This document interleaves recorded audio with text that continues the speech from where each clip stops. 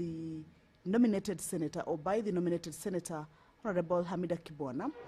The senator will be seeking to understand matters around industrial pollution, e-waste handling, as well as toxic dumping that affect the environment in the country. So these particular questions include an explanation from the Cabinet Secretary that will be explaining the enforcement measures that have been put in place to prevent and punish industrial pollution, unsafe e-waste handling, toxic dumping, and other environmental practices that expose Kenyans to hazardous substances in soil, water, and air. Remember, environmental concerns or environmental damages are a threat to the health of Kenyans, or is a public concern regarding the health of Kenyans as well as the environment itself. So this is a question that the member of the Senate would want to be able to understand what measures have been put in place to be able to prevent this. That is the procession of the Speaker making its way into the chamber.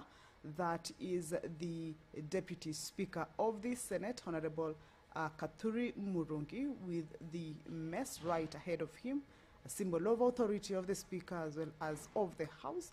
He will be presiding over this morning sitting. Allow me to hand you over to this live broadcast. My name is Kamche Menza. Good morning. Tuombe. Ewe Mwenyezi Mungu, twakusihi tutazame kwa neema nyingi na baraka sisi watumishi wako ambao umeridhika kutuita kwa nyadhifa za uongozi katika jamhuri yetu. Twakuomba tujalie tuyatende na kufikiria mambo yote yatakayofikishwa mbele yetu kwa njia ya haki na uaminifu, ili kustawisha amani, ufanisi na heri ya nchi yetu na wale ambao kazi zao umezikabidhi mikononi mwetu. Amina.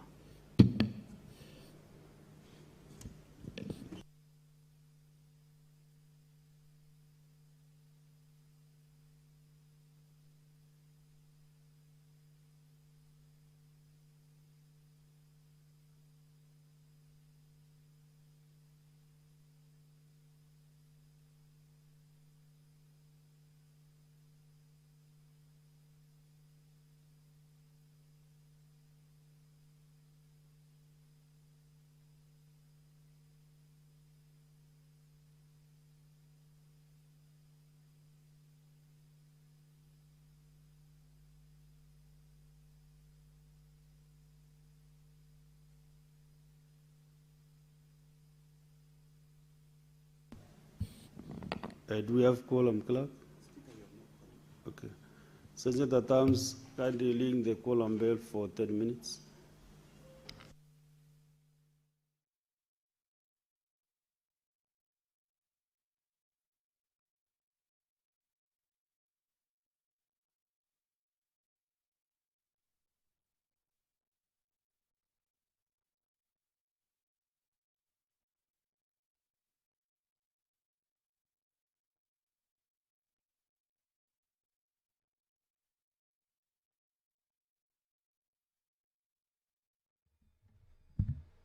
Well, the prayer has been said and the chair taken. However, there is a quorum hitch and the quorum bell is currently underway to give room to the members of the Senate to be able to make their way into the House. And once the House quorates, then they shall get right into taking into consideration the business that has been lined up to be transacted this morning. And being a Wednesday morning, the members of the Senate shall this morning host the Cabinet Secretary for Environment, Climate Change and Forestry, Deborah Mulongo Baraza, who has confirmed her availability. And this morning, once the Cabinet Secretary is ushered into the chamber, she will be responding to a question that was forwarded to the Ministry, of course, prior to this particular day, for the Cabinet Secretary to be able to provide a comprehensive response to these concerns. And this morning, the concerns that the members of the Senate are raising regarding the Ministry of Environment, Climate Change and Forestry is on matters industrial pollution and safe e-waste handling, as well as toxic dumping that affects the environment. And you realize that these matters are not just around environmental pollution, but also a public health concern. So these are issues that the Cabinet Secretary will be required to respond to. The Constitution of Kenya, Article 42, stipulates that every citizen has the explicit right to a clean and healthy environment. So this is a matter that the Senate should be able to get responses to from the Cabinet Secretary.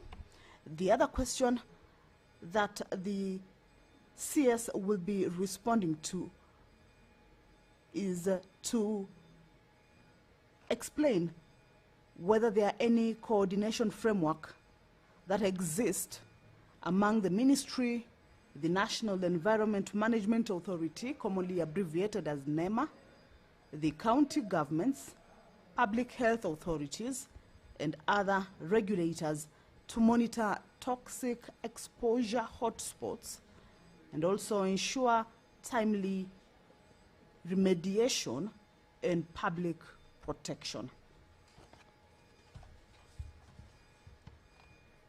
On the same breath, the Cabinet Secretary will also be required to state whether the ministry has undertaken a national or sector-based assessment of environmental health risks from lead, heavy metals, hazardous waste, open burning, and industrial contamination, and what the findings were. If there are any assessment on the environmental health risk that the ministry has undertaken, and what the findings are as of today.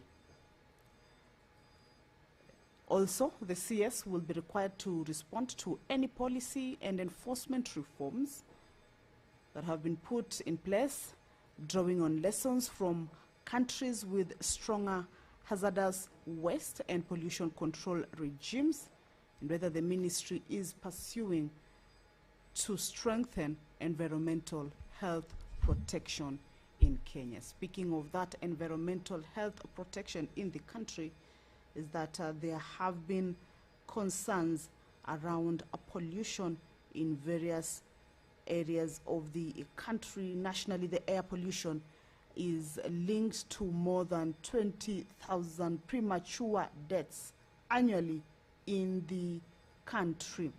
And of course, we know that there are a number of dump sites in the informal, or rather in Nairobi's informal settlements.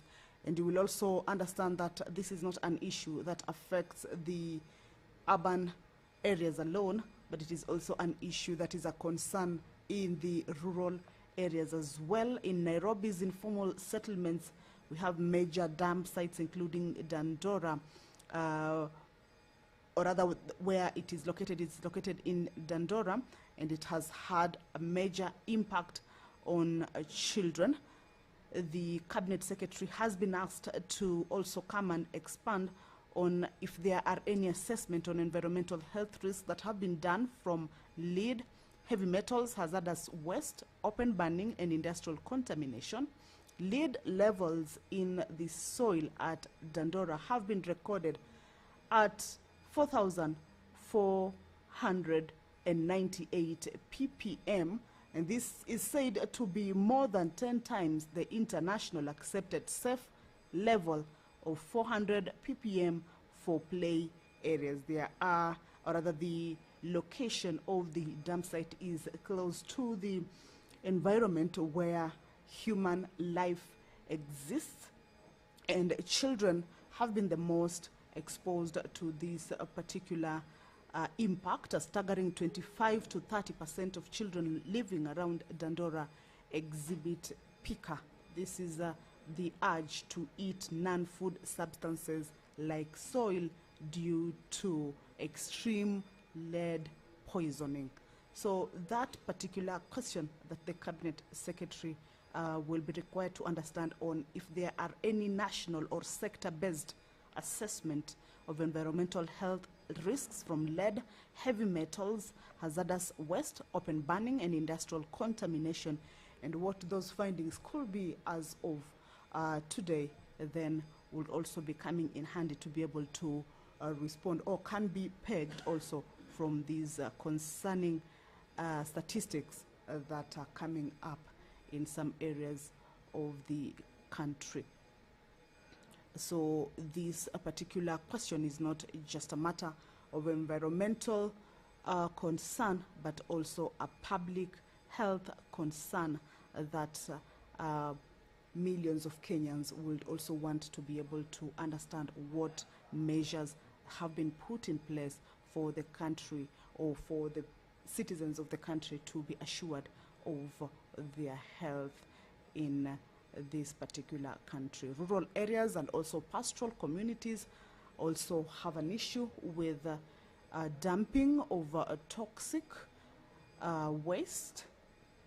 So these are concerns that once the Cabinet Secretary comes into the chamber, or is ushered into the chamber, will be able to understand. We understand that companies that manufacture or import electronics and plastics are legally obligated to manage their end-of-life cycle, and in practice, this particular issue perhaps is rarely enforced. So these are concerns that we have seen in certain questions, where the senators will want to understand any coordination framework that exists among the ministry, the National Environment Management Authority, that is NEMA, county governments and public health authorities, and other regulators to monitor toxic exposure, hotspots, and ensure timely remediation and public protection. So that is part of the question, or some of the questions that once the CES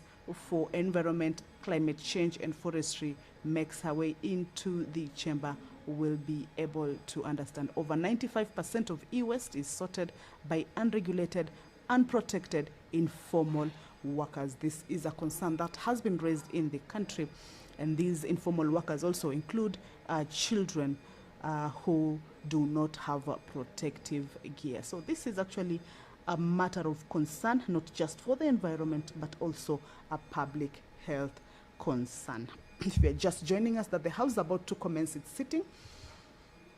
At the time the prayer was said and the chair taken, the House did not have quorum. However, we can see more members have walked into the chamber. The 10-minute quorum bell has lapsed, and we should be hearing from the Speaker on whether that quorum has been attained for the House to be able to commence its sitting. This is as provided for in the House Standing Order number 40. Standing Order number 39 indicates that the quorum at the commencement of a sitting shall be 15 senators. And Standing Order number 40 indicates that if that is not present, then that quorum bell shall be on, of course, to give room to the members who perhaps may be running late to be able to hasten their steps and get into the House. So with that number of senators who have walked in as the quorum bell was on, I believe it has been attained. We need to understand that from the Speaker, and thereafter the business of the day shall commence. Let's listen in. Adams, you can ring the bell again for a further 5 minutes.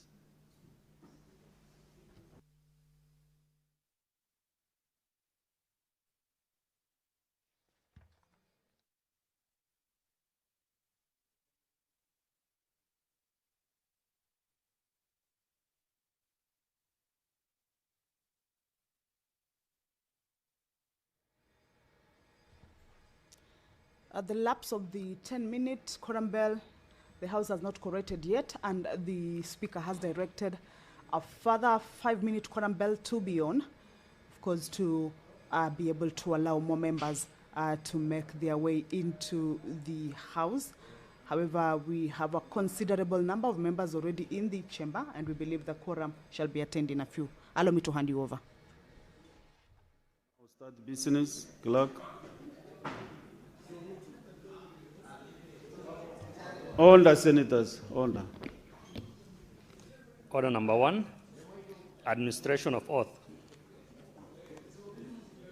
Order number 2, communication from the chair. Next order. Order number 3, messages. Next order.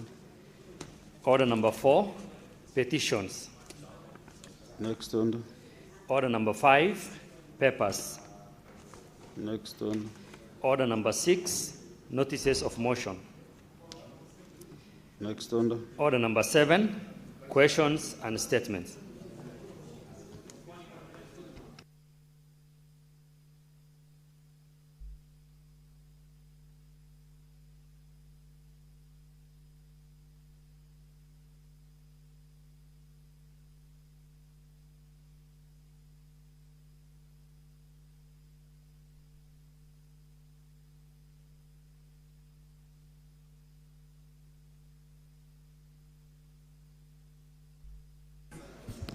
Under senators, today, this morning, we were expecting 3 CSs.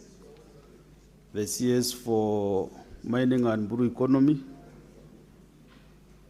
All letter that is not available today due to other engagements. The CS for roads also was to appear to answer 3 questions, but also they have some engagements within the ministry. So he is also not appearing this morning. The third one is the CS for environment, climate change and forestry. I understand the CS is around. So I think Clerk Sergeant at Arms, you can usher in the CS. Then we proceed with the question that has been asked by Senator Aminda Kibwana.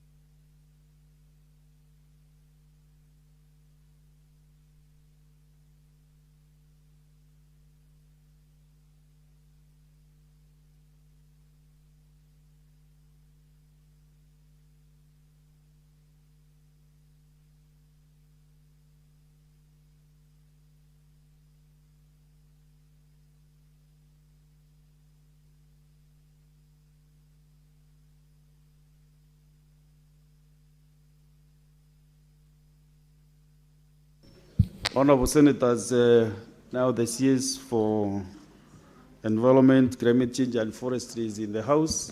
Welcome, Madam CS and your team from the Ministry. Welcome to the Senate. And this is not your first time to appear before the Senate. Senator Aminda Kibwana, you can ask question number 049.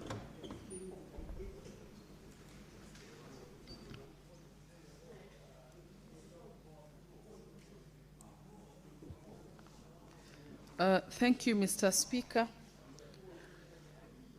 Good morning, Madam Waziri, karibu. Welcome. My first question number 049. My first question, Madam CS, could you kindly explain the enforcement measures in place to prevent and punish industrial pollution, unsafe e-waste handling, toxic dumping, and other environmental practices that expose Kenyans to hazardous substances in soil, water, and air? I'll go to the second question, question B. What coordination framework exists among the ministry, the National Environment Management Authority, NEMA, county governments, public health authorities, and other regulators to monitor toxic exposure, hotspots, and ensure timely remediation and public protection? The third question, could the CS state whether the ministry has undertaken a national or sector-based assessment of environmental health risks from lead, heavy metals, hazardous waste, open burning, and industrial contamination, and what were the findings? Finally, what policy and enforcement reforms, drawing on lessons from countries with stronger hazardous waste and pollution control regimes, in the ministry pursuing to strengthen environmental health protection in Kenya? I thank you, Mr. Speaker. Madam CS, proceed and then give your response.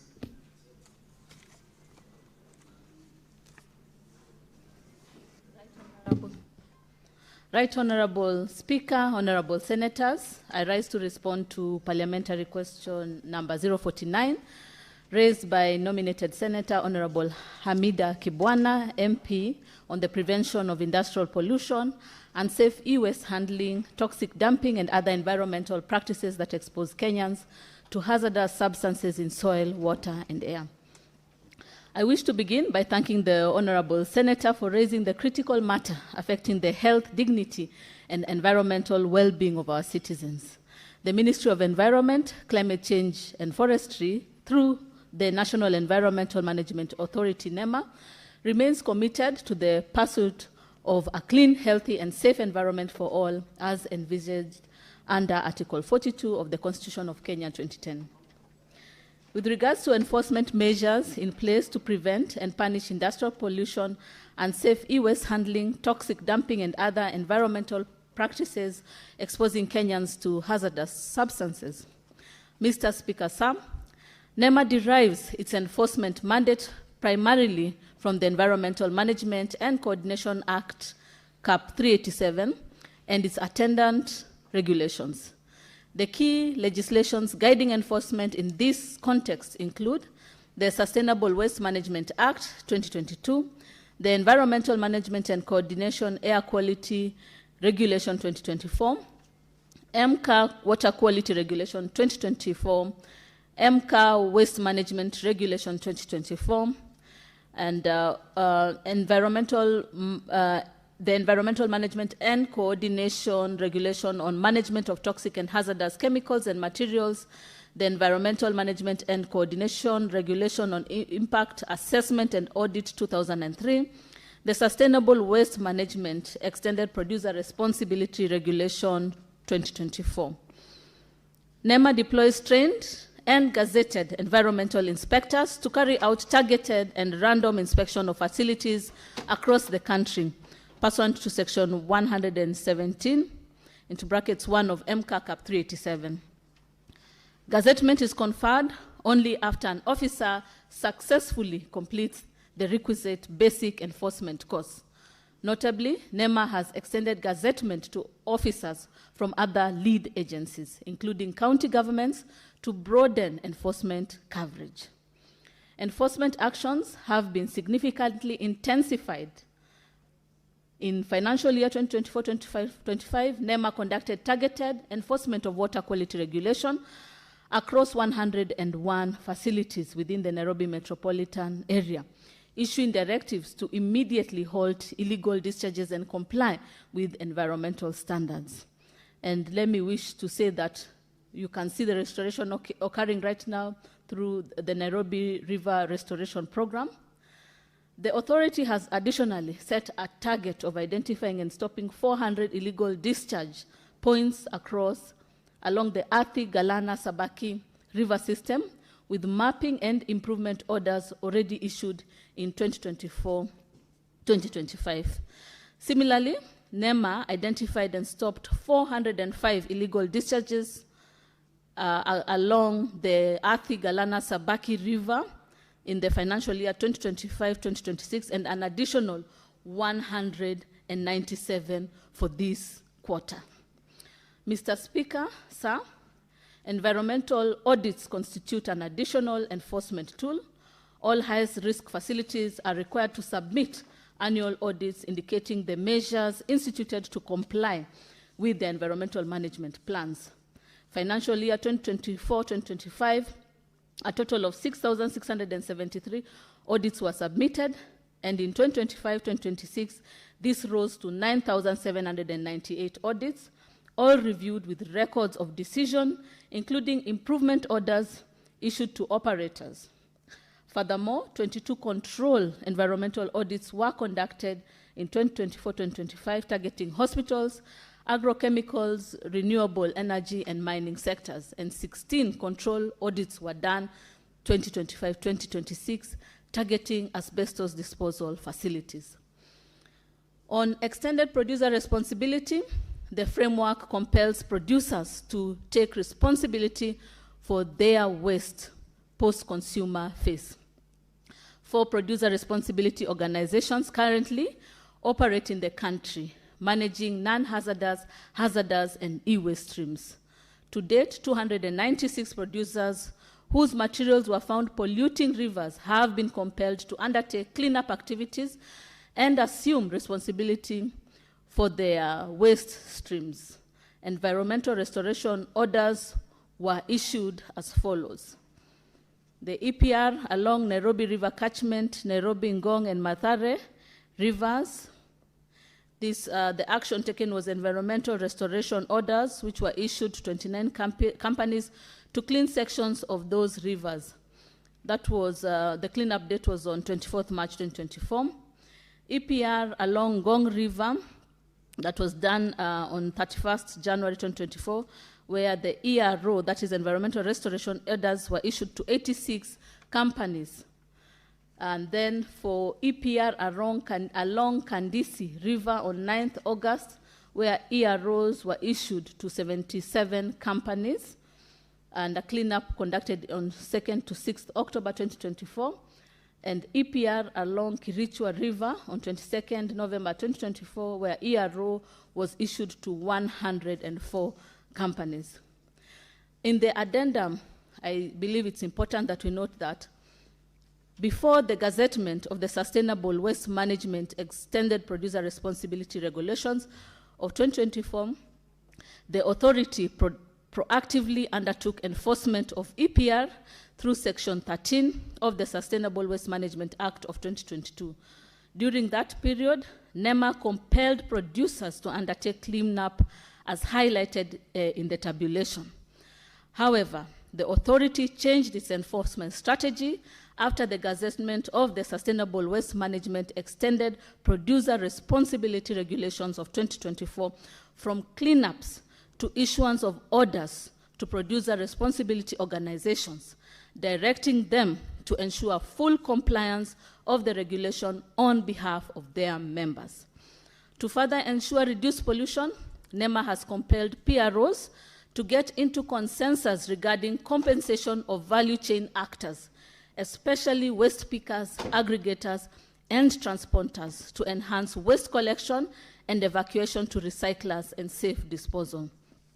On 10th July 2026, NEMA witnessed reaching agreement between waste pickers and one PRO, HAPROC, whereby they will be compensated at a rate of Kenya shillings 20 per kilogram of hazardous waste collected. Other players such as aggregators and transporters will be compensated at a rate of 7.5 Kenya shillings and 15 Kenya shillings respectively. In this regard, waste collection will become a revenue stream for the value chain actors and enhance reduce pollution. NEMA has directed all PROs to enter into similar agreements with value chain actors to incentivize waste collection and management. Additionally, NEMA partnered with the Kenya National Cleaner Production Center in financial year 2023-2024 to inspect and analyze wastewaters from 260 facilities within the Nairobi River Basin, leading to identification and mitigation of key industrial pollution sources. In 2025-2026, in-plant assessments were conducted in 26 facilities. 5 industries halted pollution by installing new effluent treatment plants, and 10 non-functional ETPs were revived. Where inspections reveal non-compliance, enforcement actions available to NEMA include, number 1, improvement orders under Section 117(3)(g) of MCA, directing cessation of environmentally harmful activities and requiring remedial measures within specified timeline. Number 2, restoration orders under Section 108(1) of MCA, requiring restoration of the environment to its pre-pollution state. And number 3, closure orders under Section 117(3)(f) of MCA, directing immediate closure of non-compliant manufacturing or industrial establishment. Resumption of operation is permissible only with written approval from the Director General. 2 facilities this year, 2025-2026, were issued closure orders following inspections. And finally, arrest and prosecution before a court of law under Section 117(3)(h) of MCA as a last resort. In financial year 2024-2025, 5 individuals were arrested and prosecuted for environmental offenses related to the illegal discharge of effluents. The second one was on coordination framework among the ministry, NEMA, county government, public health authorities, and other regulators to monitor toxic exposure hotspots and ensure timely remediation and public protection. Mr. Speaker, sir, environmental pollution is most effectively addressed through a multi-agency approach. The ministry, through NEMA, has spearheaded collaboration among relevant agencies and county governments through the following mechanisms.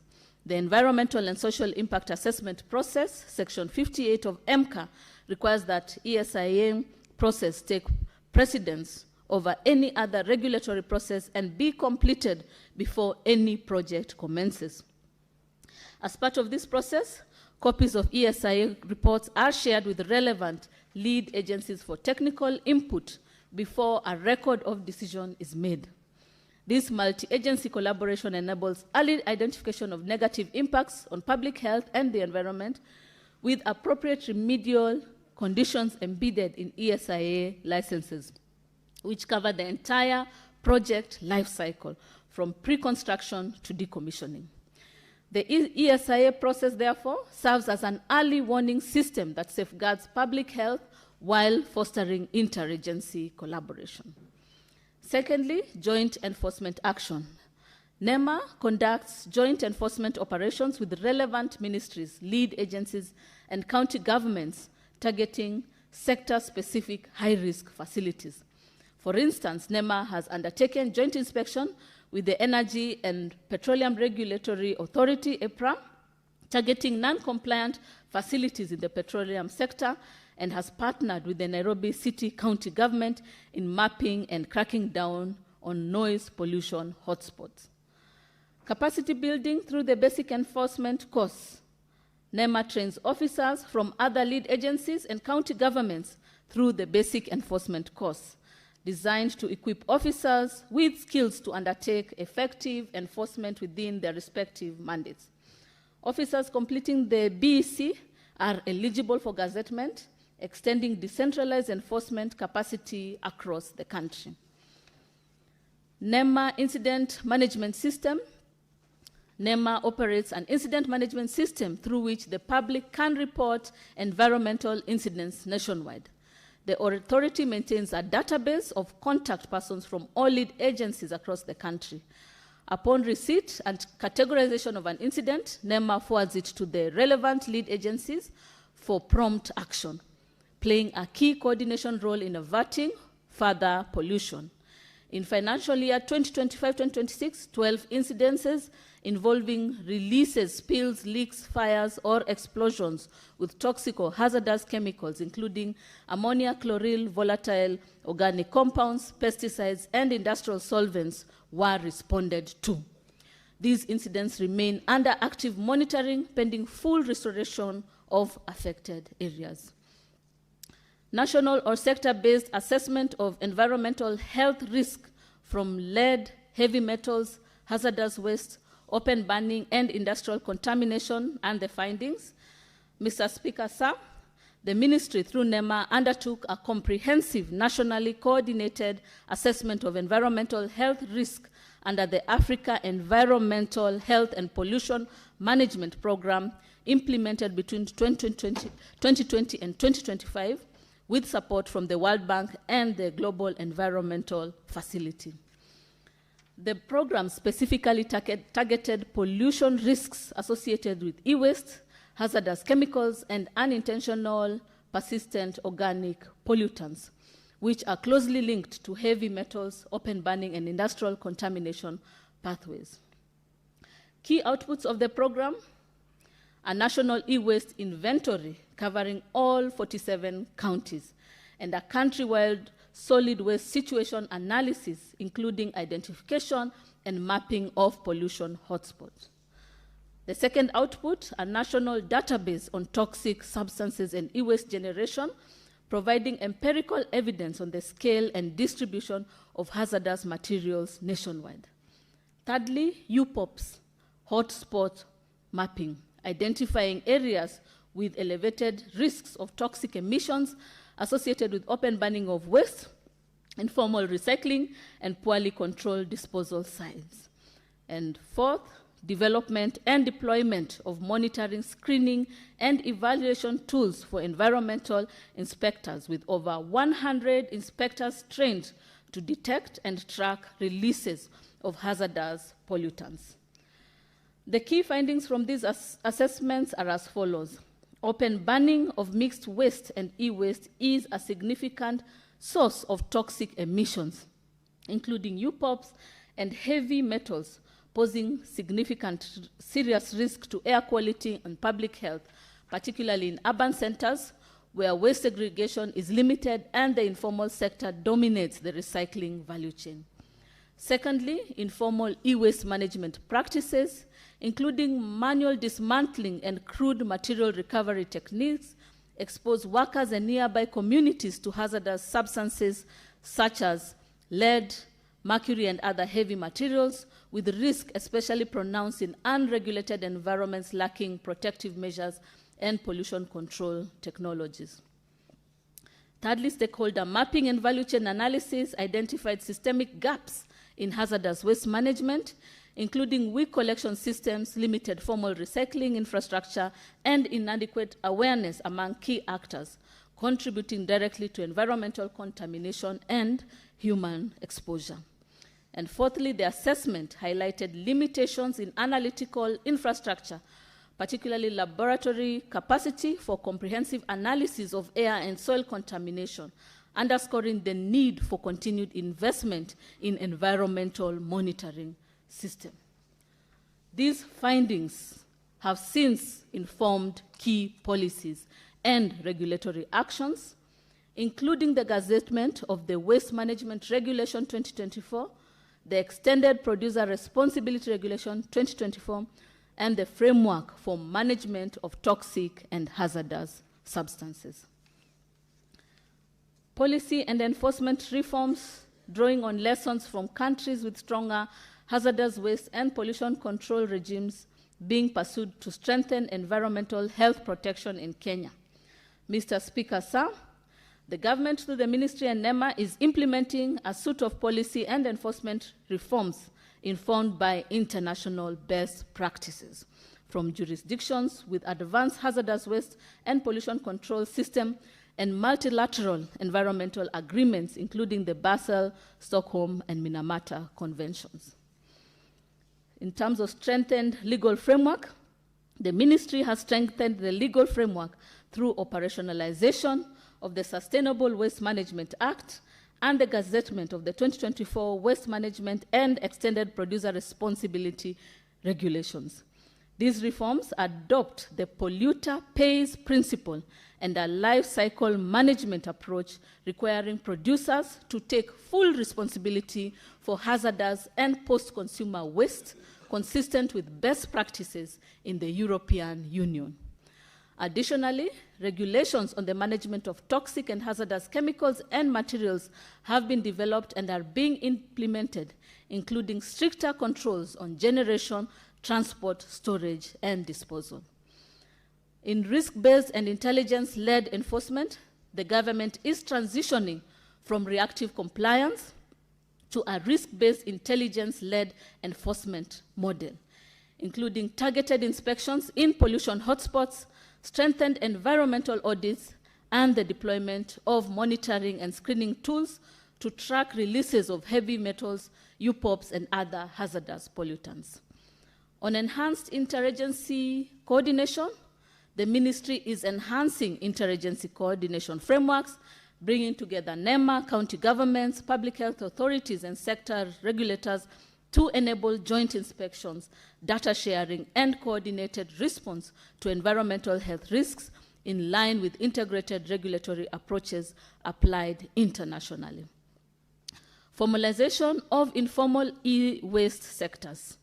Recognizing the role of informal sector in hazardous waste exposure, particularly the e-waste management, the government is promoting formalization and integration of informal operators into compliance systems, including support for material recovery facilities, licensed recyclers, and safer technologies, drawing lessons from countries that have successfully transitioned informal waste systems into regulated circular economy models.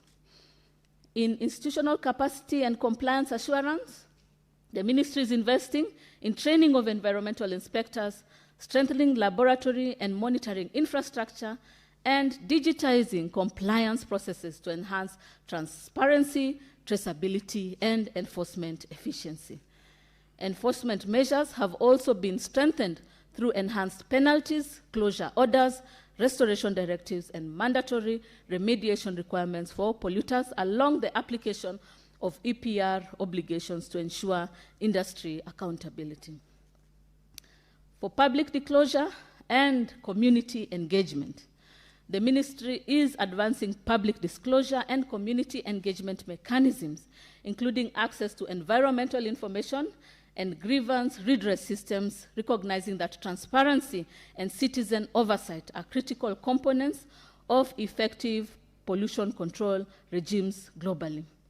Collectively, these reforms are positioning Kenya towards a modern, preventive, and enforcement-driven environmental management system capable of effectively addressing risks from hazardous waste, industrial pollution, and toxic substances while safeguarding public health and the environment.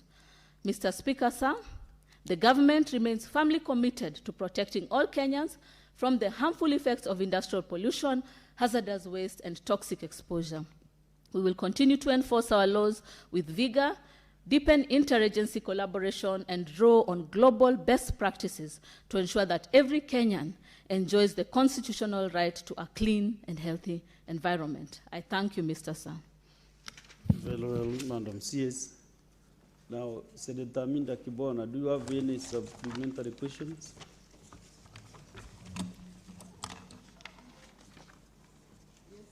You have a privilege to ask 2 supplementary questions. 2. Yes, Mr. Speaker. I thank Madam CS for her response.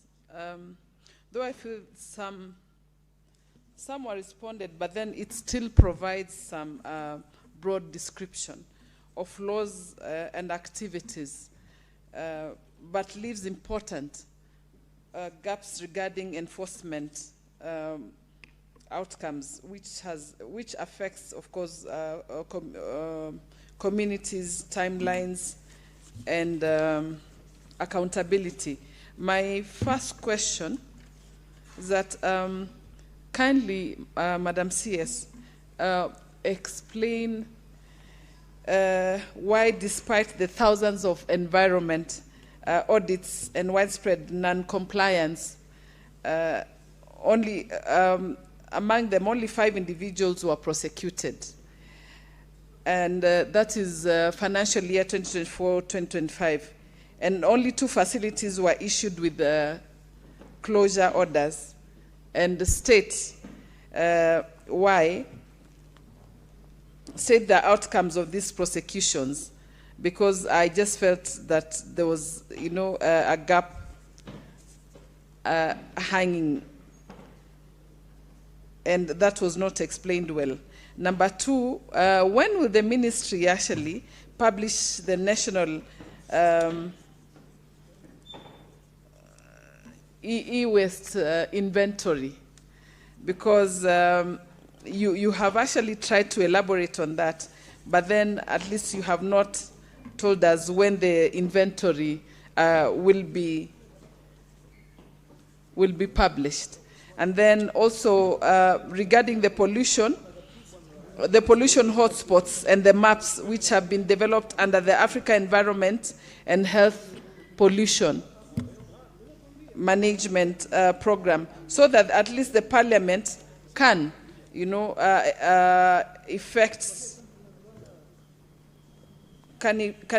affect the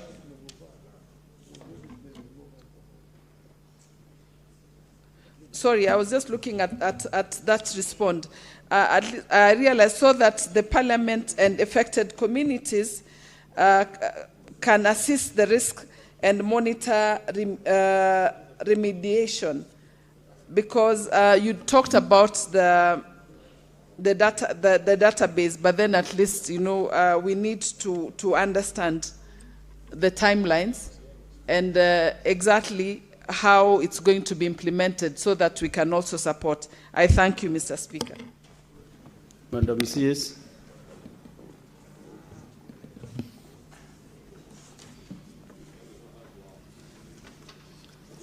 Thank you. Yes, so with regards to the prosecution, what we had talked about is it is a process. First of all, we start with the improvement orders, directing the cessation of environmentally harmful activities and requiring remedial measures within specified timelines. We give timelines to the companies or the polluters. And additionally, we have also the closure orders, or those who are undergoing restoration, who need to undergo restoration to ensure that it's at a pre-pollution state. We give them the order and give them timelines to address that. And then after that, if that doesn't occur, then the closure orders, which directs immediate closure of the non-compliant manufacturers or industrial establishment. And the resumption is only permissible through written approval by the Director General. And if that doesn't occur, then arrest and prosecution is the final line. As you well are aware, industrialization is ongoing, but we have to ensure that we are protecting our environment.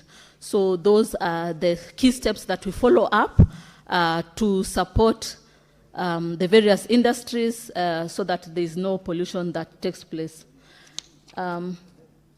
So that is the question on why, despite audits, only 5 prosecutors at 2 facilities have been closed. With regards to outcome, we continue monitoring. We conduct, as you have seen, the water quality monitoring, air quality monitoring, and other forms of assessment and enforcement by the individuals.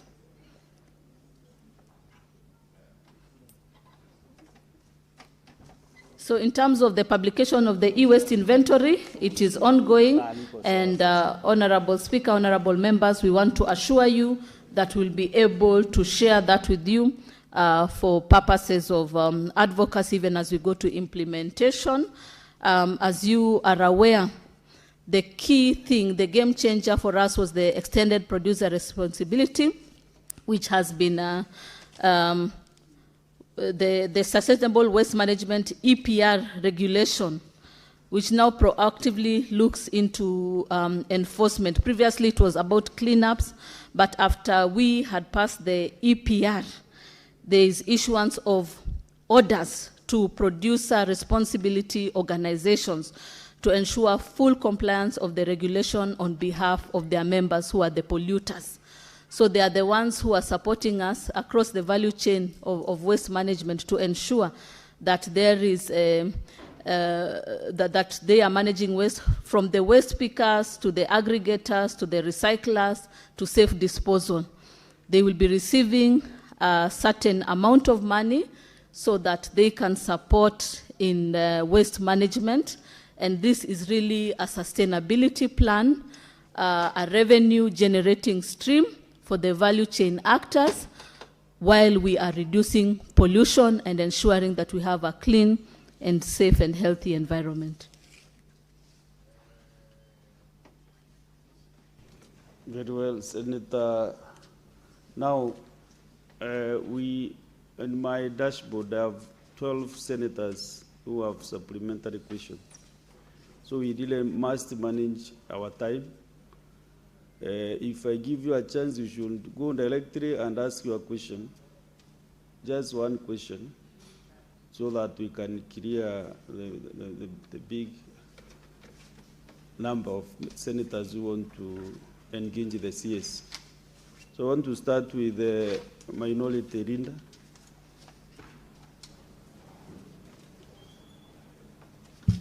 Asante Mstahiki Speaker. Mstahiki Speaker, nataka kumuuliza Bi Waziri wa Mazingira, Tabia Nchi na Misitu amechukua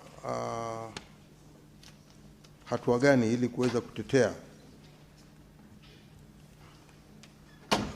na ni hatua gani vile vile anaweza kuadhibu hizi kampuni ambazo zinamwaga maji ya sumu au uchafu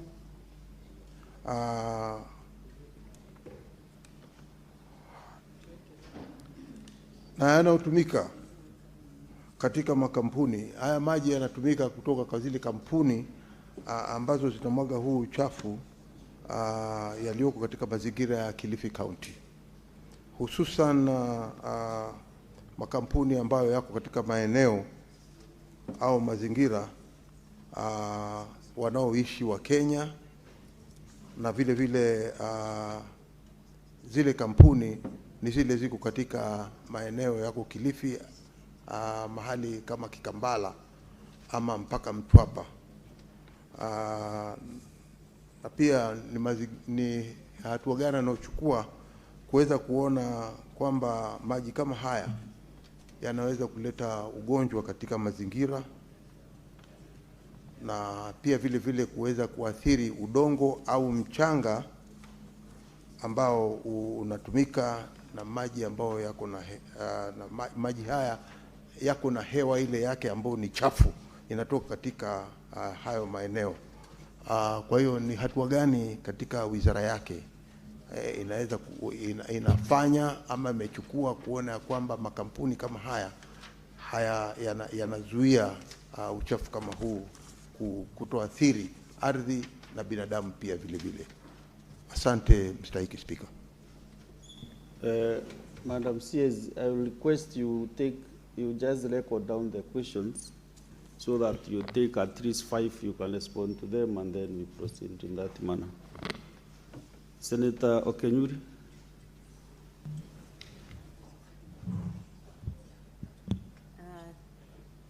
you, Mr. Speaker. I also wish to direct this to the Cabinet Secretary. What happened to the 2017 ban on the polythene bags for single use?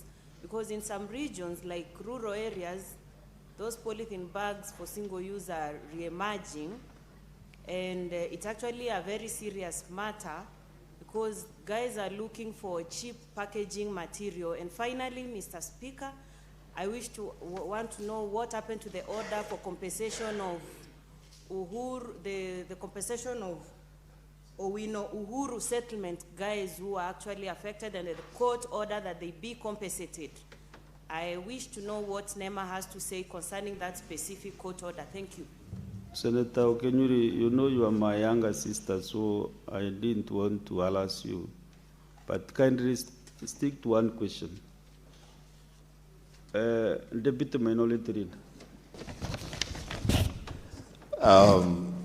Thank you, Mr. Speaker. Mr. Speaker, I am also your young brother, and I hope you're not going to harass me.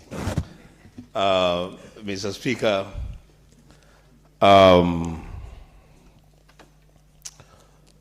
following the Speaker, I would want to establish through you, Mr. Speaker, whether the Director General of NEMA accompanied the CS to this place.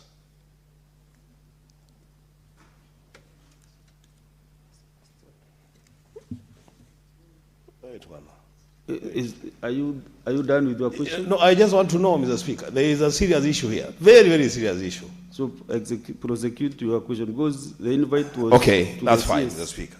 That's okay. We don't invite the Director General. That's okay, Mr. Speaker. Mr. Speaker, if the NEMA Director General is not here, I would be requesting the Committee on Environment to bring the Director General at some point to this House.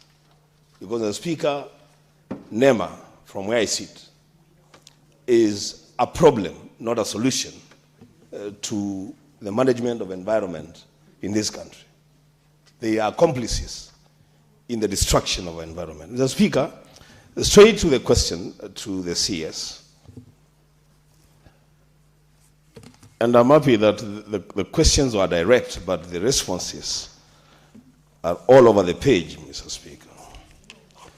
I have an issue with the Speaker. I asked you to be patient with me, just the way you are patient with your young sister.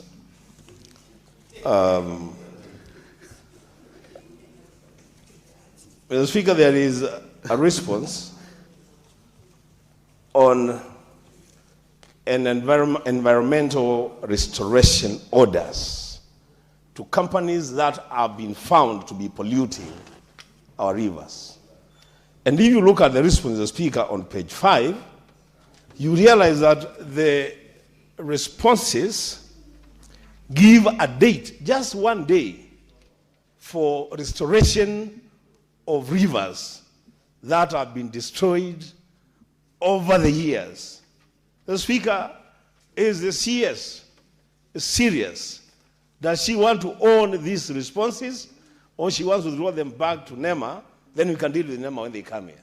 Because you cannot restore a river for a day, a river that has been destroyed over the years, Mr. Speaker. I thank you.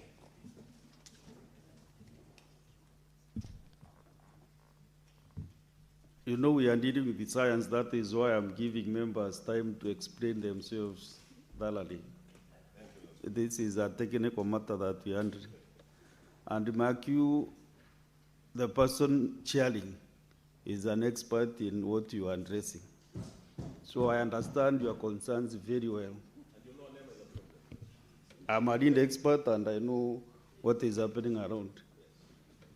Next is, you know, today my spirit is asking me to recognize the leadership of the House. Deputy Minority Whip, Deputy Minority Whip.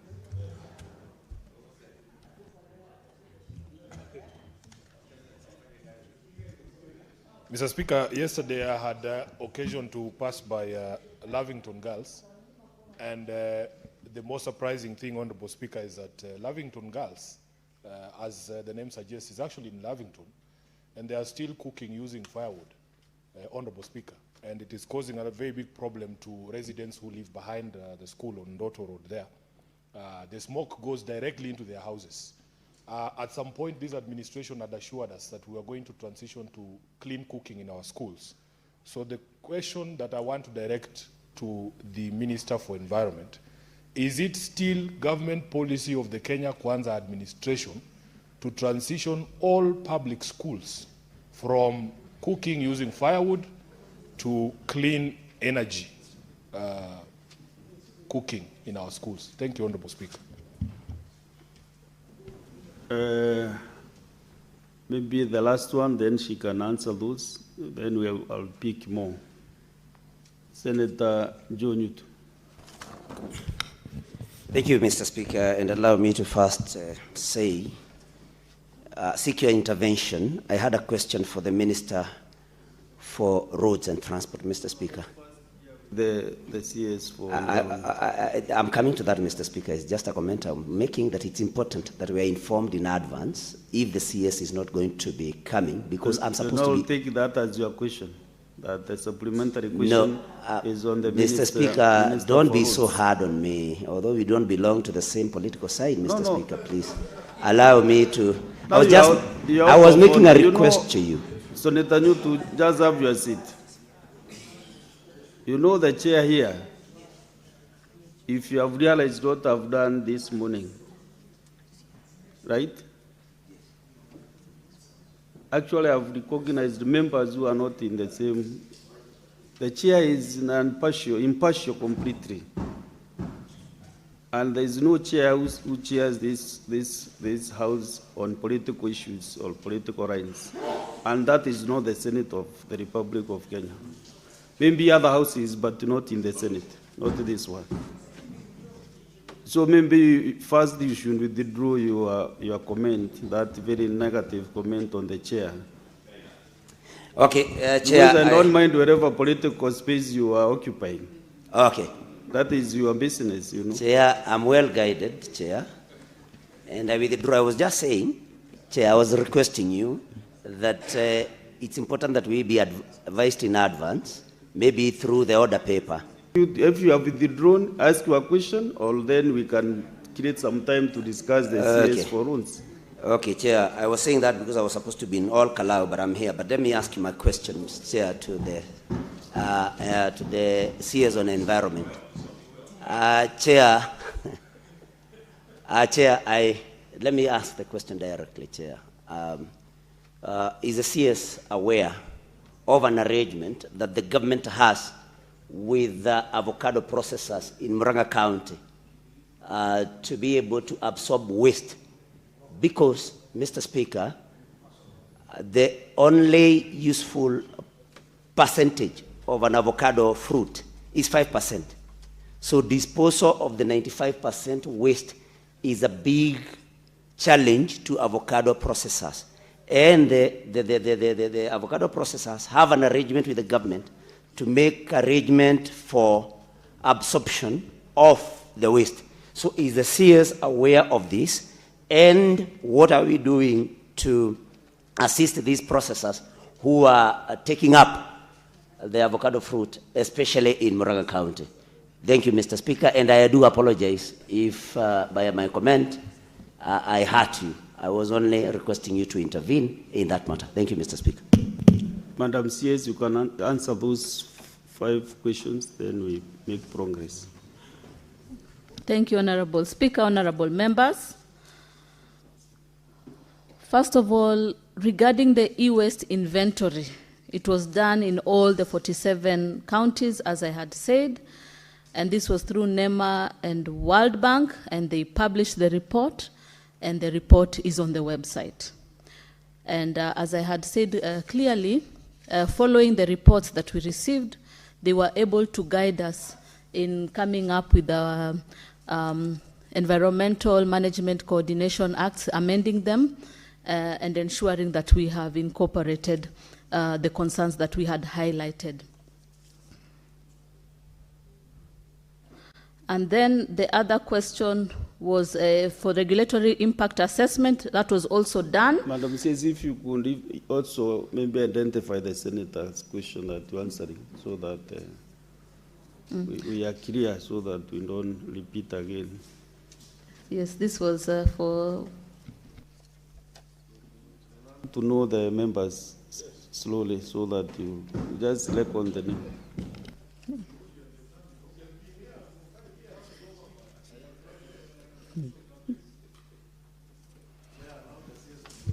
Proceed, Madam CS. Are you listening to the members? Just listen to the chair. On the senators. So the e-waste collection centers are in Kisumu, also in Mombasa, and additional 2 counties. Both have been established and are running. So we continue with the support in e-waste collection. And the question on non-compliance is for the people who have been prosecuted, ODPP are the ones, we channel that to ODPP.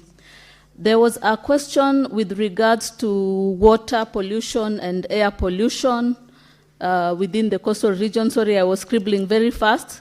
Recently, the ministry had launched the COSEM for continuous monitoring, water quality monitoring, air quality monitoring across the country, whereby we have also instructed the companies, the manufacturing industries to ensure that the machinery is there and we are assessing the quality, so that if it is above a certain threshold and that Kenyans are really being exposed to this kind of waste, then the ministry and NEMA is able to take action.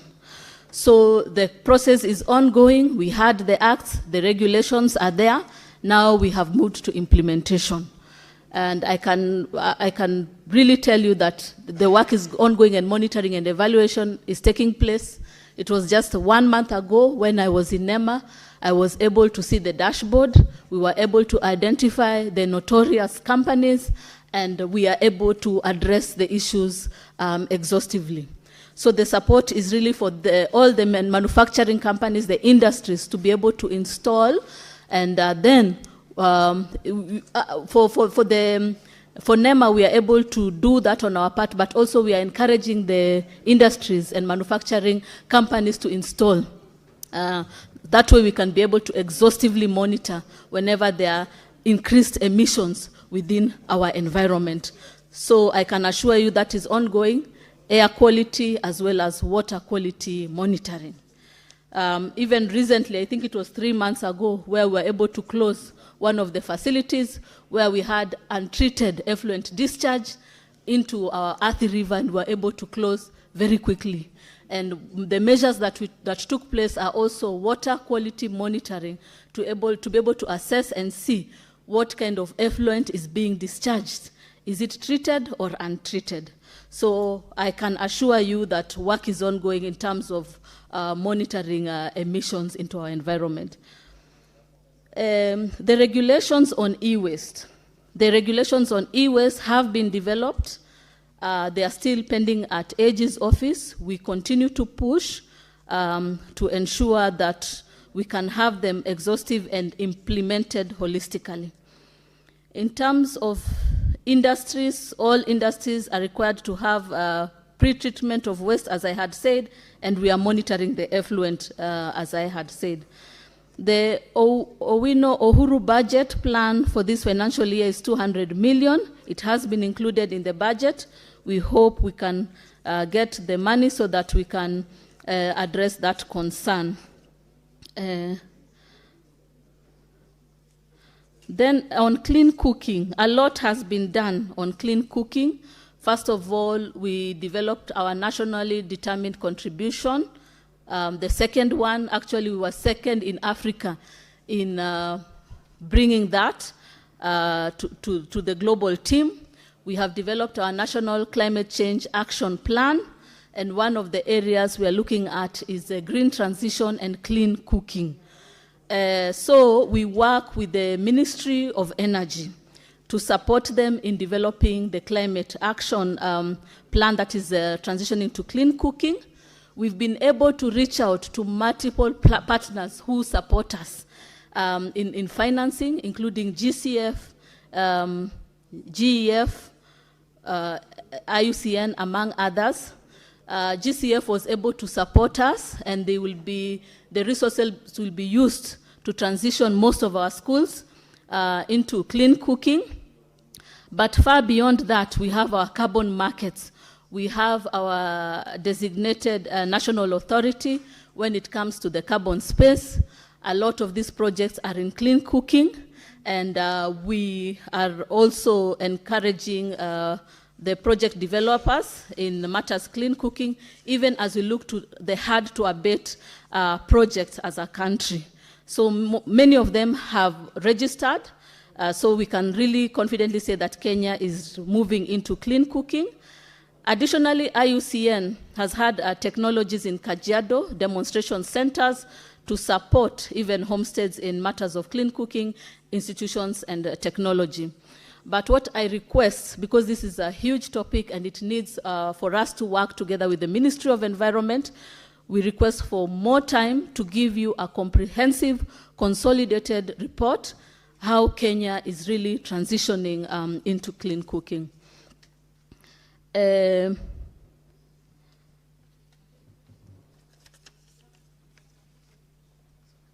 So thank you. The last question was on avocado, processing and organic waste. Kenya waste is predominantly organic waste, and we take this seriously as the ministry and as NEMA. And NEMA has licensed facilities to treat organic waste. What we are currently encouraging the governors is to really look at circular economy, because waste management is devolved. And seeing how we can partner, we can coordinate to improve the waste management and circular economy. And you can see what is going on currently in Nairobi, where we are addressing the concerns in a Dandora site. Predominantly, it's organic waste that needs to be addressed, and really that can produce, whether it's waste to energy, whether it's fertilizers, and that, again, is really bringing money into the pockets of Kenyans. So we are working. We have supported in terms of the technical, the legislative component. Now, when it comes to implementation, we are continuing to license to ensure that we are addressing organic waste, including the avocado waste. So I think those are the questions. Thank you. There was an issue raised by Senator Kenyuri on the polythene bags. Yes, yes. So for polythene bags, we continue with the banning. We take note of the concerns and enforcement. We will really ensure that we are strengthening the enforcement. But let us remember, far beyond the plastic bags, we even have the plastic bottles and other plastic wastes. That is why we had to work on the extended producer responsibility, which was passed. And this looks at how we can work with the polluters to ensure that they are paying principal, to ensure that the resources they are having is going back to address the waste that is being produced, yeah? What the manufacturers are producing. And as I said, it looks at the whole life cycle. So the EPR is really the way to go.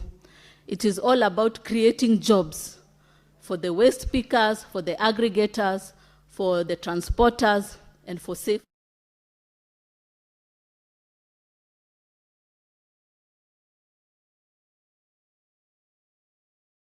Chain will be able to get resources. And this is because the polluters will pay principal and the resources are going to be used in waste management. So we are creating jobs, we are recycling, and this is coming all up into the circular economy space.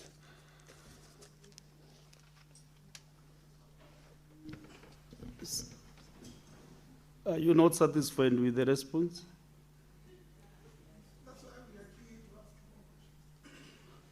Yeah, just do a clarification very fast. Then we give other Actually, members an Speaker, opportunity. I wanted your help because you know you are an elder. Perhaps you can translate to me what the CS has said in regards to the transition in schools from firewood cooking to clean energy.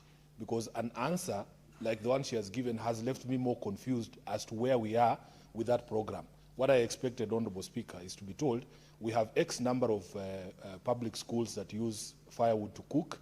We have received a certain amount of money. This is a total budget. We have done 10% of the schools.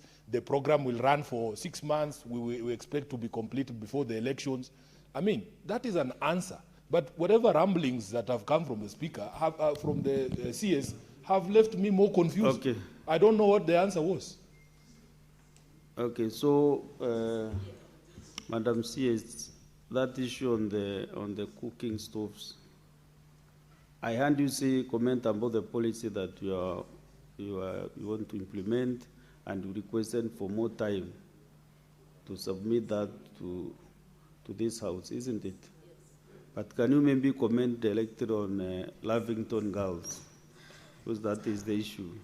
Yes, Your Excellency, as I had said earlier, we request more time. Why? Because first of all, the implementer is the Ministry of Energy. For us, we give the policy. It's green transition. Number two, we need real-time data where we are currently. We need to map out, I need to talk to the officers so that we're able to map out and give the tangible data where we are in terms of transitioning. That is why I have requested, and you know it's also working with the Ministry of Education in the schools, working with the Ministry of Energy, and then ourselves. So if you can give us ample time, 2 weeks is adequate, we'll give you a substantive answer. Senator Sifuna, I think now you are comfortable with that response. Yes. Okay. Senator Catherine Muma. Thank you, Honorable Speaker, for the opportunity to ask a question. Honorable Speaker, I listened very carefully when the CS responded to the question by Senator Hamida.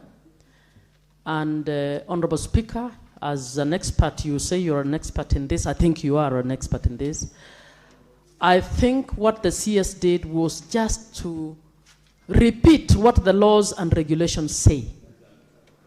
The CS did not respond to the real issues about the levels of pollution in this country. Honorable Speaker, I would want to ask whether when last the NEMA engaged with the industries that are polluting our water resources around Western Kenya. Let me pick that. But let me not just pick Western Kenya. If you walk around Nairobi River, it is black. Lake Victoria is so polluted. River Maji Masafi in Kibos is so polluted. And yet it's called Maji Masafi by Kibos Sugar Company. All our sugar companies are polluting the rivers next to them. They dump bagasse everywhere, and you don't need to be an environmental expert to see this. Can be seen with the naked eye. When last did the CS get a report on what is being done about pollution by all these? If we can answer even for the sugar industries alone, where bagasse is all over, methane pollution is everywhere. Can you really tell us that those beautiful regulations you are reading, which we know are very good because some of them were made here. In fact, the law was made here, the regulations were ratified from this house. Our question is how you are implementing them. Don't tell us how good they are.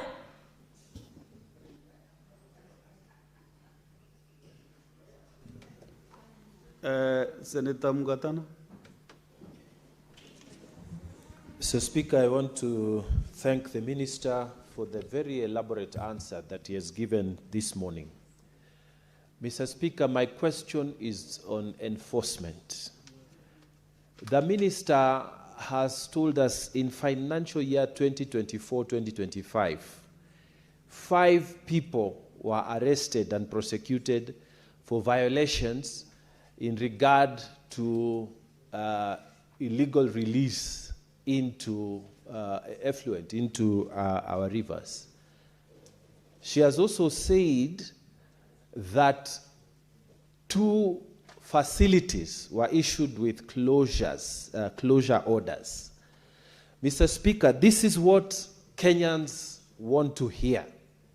What action are you taking as a minister? Mr. Speaker, the people of Tana River today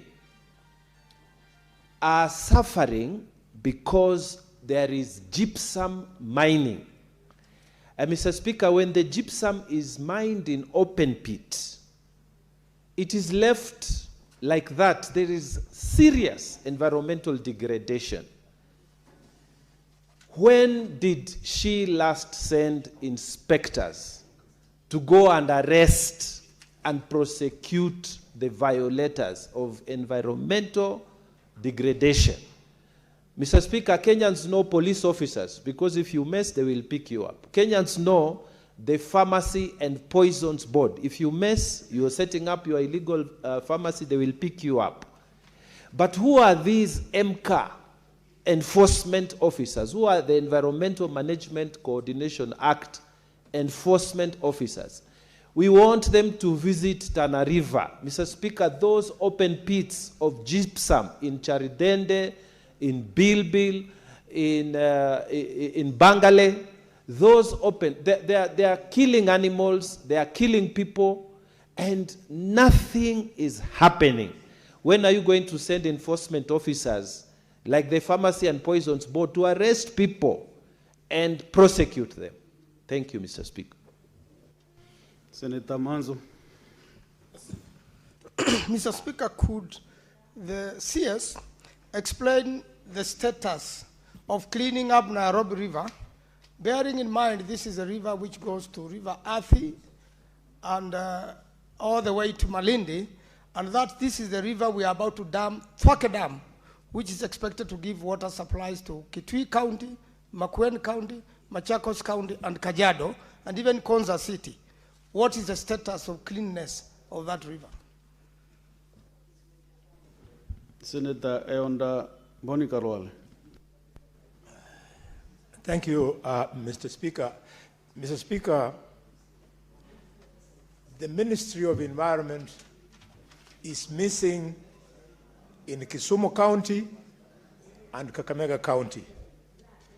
Could the minister make an undertaking that she is going to immediately, possibly tomorrow, dispatch her team from Nairobi to go and see for herself how raw sewage at Ahero town is released into River Nyando, and see for herself how raw sewage is splashing in the city center of Kakamega town.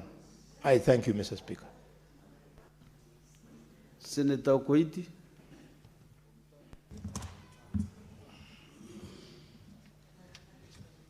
Thank you, Mr. Speaker, sir. And thank you, CS, for your response.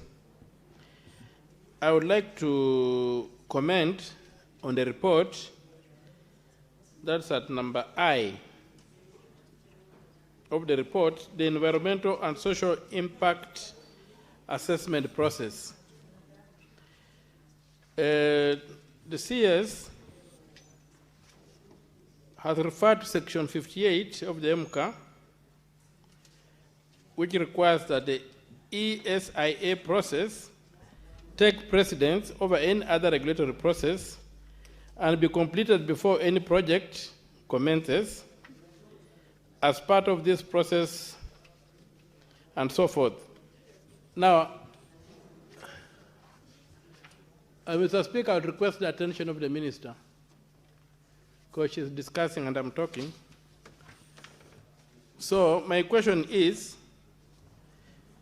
the Cabinet Secretary, in preparing this place, because I have quashed very many ESIA reports in court because they have been found to be fictitious, the latest being the one for the affordable housing project in Langata. And Mr. Speaker, in my interrogation with that, I came to see that there could be a problem with section 58 clause 2. I'm laying the ground for my question. So my question is... Senator Mutata, time to... I told you this is science. It's not other things. Just ask your question, Senator Okio Mutata. Section 58, clause 2, you quoted section 58, clause 2 provides that a project proponent will hire a NEMA-approved consultant, expert to do an environmental assessment and then make a report. That section, by ceding the regulatory authority back to the person being oversighted, does it create a problem in your experience? Because if I'm paying the person doing the oversight, who is going to write the EISA report on a project, does that person remain a regulator, or does he become my consultant? And if that's the case, how does the regulatory authority enforce the NEMA requirements through a third party who is hired by the person being oversighted, paid by the person being oversighted, to write a report regulating the person paying that person? I want to understand that because there's a major problem with the NEMA, and as it was observed earlier by Senator Wambua, that the NEMA is a problem. Have you asked your question? So that is enough, because you're asking who should do the report. Yes, I've asked, have you looked at section 58, clause 2? I was just elaborating for the benefit of the House, because I've had the chance to read the section, and maybe the members have not read the section. So I need just for the benefit of the House to bring it out, so that does that section cause a problem in terms of NEMA regulating developers? Thank you, Mr. Speaker.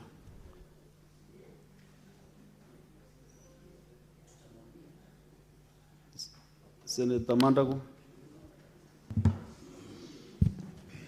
Thank you very much, Honorable Speaker. And members kindly just go straight to the question, because I have still several senators queuing here, and also time is not with us. We have done almost 1.5 hours with the CS.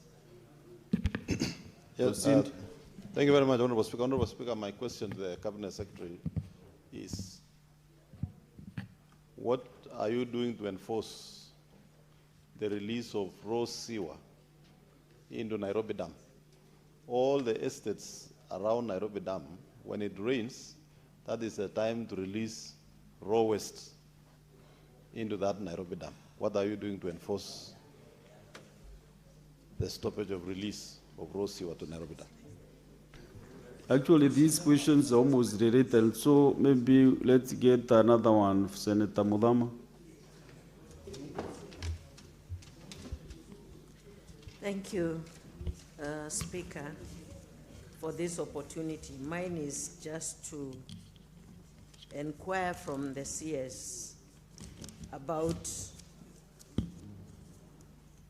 Athi River, which runs to Mwala and Athi River. It is so polluted. All the factories in Mavoko, they direct every garbage there.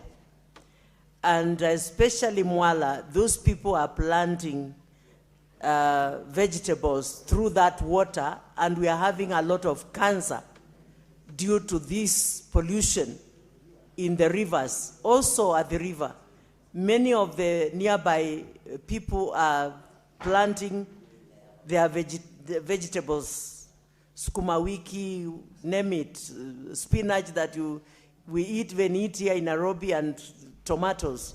And this is causing a lot of damage to our people. What are you doing to release people to go and check those factories through NEMA? NEMA is doing nothing. You have to be on NEMA very seriously. And I want, Madam CS, you deal with the Athi River kindly, and especially going to Mwala, and even the one going to Kinamanzo's place, Thwake Dam. Thank you. Senator Joyce Kolil. Thank you very much, Honorable Speaker. Allow me to congratulate the CS for the efforts that he has put in the Ministry of Environment in terms of making sure that the state sector works despite the challenges that have been inherited from the previous governments, Honorable Speaker. The only question that I have is that a number of tea farmers have been complaining because of the effluents that are being discharged to their rivers. And I know before they are licensed, or the factories are licensed, they must comply with some regulations. I would also want to know whether the CS normally checks on the treatment of the state factories before the effluents are discharged to the state rivers. Thank you. Okay, proceed and give responses, Madam CS. Thank you. Then we do the last round. Yes, thank you, Speaker. Thank you, honorable members. Let me first say that indeed I take this with a lot of passion, coming from the background and the impact it has in public health. Secondly, is that when I came into office, I ensured that we have quarterly meetings with NEMA. Last, I think it was 2 months ago, we conducted assessment along the Athi River. We were able to map out. They did their first assessment and they talked to the companies, and I joined them the second time round. This is really because we really need to address this issue. And you can see that in this last quarter, what was done by the previous administration in 1 year, we've been able to do that or double that in 1 quarter. In terms of assessing, in terms of reports, we had 405 illegal discharges that were stopped and identified and stopped, and 197 during this quarter. That is because we take it seriously. But even as we take it seriously, there are 2 things we are looking at. Industrialization, even as we protect our environment. So, as I had said earlier, restoration comes before closure and before prosecution. So we are giving improvement orders. We are giving timelines that after so and so, depending on what we have found. Like I can give an example where we went to one of the sites. What we instructed them is to do water quality monitoring in 3 months' time and see if they still discharge within the effluent or the effluent has been treated. So we have tangible evidence if there is discharge. And then secondly, we are monitoring, even from my office, to ensure that enforcement is going on, improvement orders are being executed by the various companies and industries, and restoration order so that they go into the pre-pollution state. If that doesn't work, then now we come to closure, because we are encouraging Kenyans that we build on the industries, we also ensure that Kenyans are having something in their pockets, but we protect our environment and restore. So for Athi River, we are doing that, and we will go, I will continuously monitor with them around the country, even as they share the reports. As I had said, we have a dashboard of which I am very happy to come and share with you, on what we are doing on water quality monitoring and air quality monitoring by these industries. That way, we can be able to see who is above the threshold that is needed, that can be damaging to the health of Kenyans. And from that report, we can now move and support them in their improvement, in their restoration. If that doesn't occur, now we move to closure and prosecution.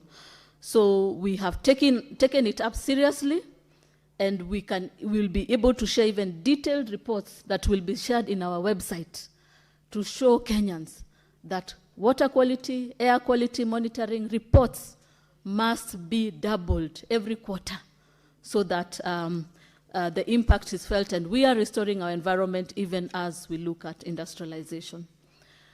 The question with regards to, from Senator Mkatana about NEMA, yes, we are collaborating with the county commissioners to establish the multi-agency team to enforce on gypsum, and we definitely will be visiting your county and the coastal county to assess the impact within that region. It's long overdue. We were supposed to go there, but because of some conflicting issues, but we can assure you we will go and assess and give a comprehensive report on that. For enforcement, as I said, we are not much on closure and prosecution. We want to help restore. We want restoration orders. We want improvement orders to the companies. So we are working with Kibos Sugar, Mara Sugar, that have been issued with the restoration orders. We have given them timelines. We will be visiting to ensure that they are implementing and ensure that the effluent that is being discharged is treated. I take note also about the concern raised with regards to the conflict of interest, NEMA as a regulator, and then again issuing the ESIA through consultancy. We have experts in the environment. They are the ones who write the NEMA, the reviews, and make decisions. So the EIA process is open, it's transparent, it's evidence-based, and it's followed up by technical experts. So we believe that they are well capacitated to address and look at conduct their EIA in a free and fair manner. The question on Senator Mandago, yes, we take note on the sewer networks. They are being expanded. It cannot be done overnight. You can see the time that Nairobi restoration it has taken. We conducted mapping. We saw who are discharging effluent. We were able to close them, and then now we are now cleaning up the Nairobi River. And you can see how many years and how much it has taken. So we will continue working extensively to ensure that we are restoring, again, see where resources allow how we can restore, and also support us, maybe through the National Infrastructure Fund. We can also look and ensure that restoration is occurring, because as we have this infrastructural development, industrialization, then the environment also has to be protected. So those are things that we are really advocating for, so that the ministry can be able to receive resources to support in those aspects. Yes, for Senator Muthama, yes, expansion of the treatment facilities is occurring in Kinanie and Machakos. Okay, that's the report. So I think those are the questions that have been raised. That one we are there. Because I was there, we started from the area of Mlolongo going down. So I was there, and we will continue assessing. So they give me reports routinely, and where they have challenges with the industries, then we go. Senator Mudhama, you know that is not how we conduct our business in this house. And Madam CS, don't respond to the members without my authority. Thank you, Senator. Otherwise, you'll be out of order yourself, even though you are on the other side. Asante.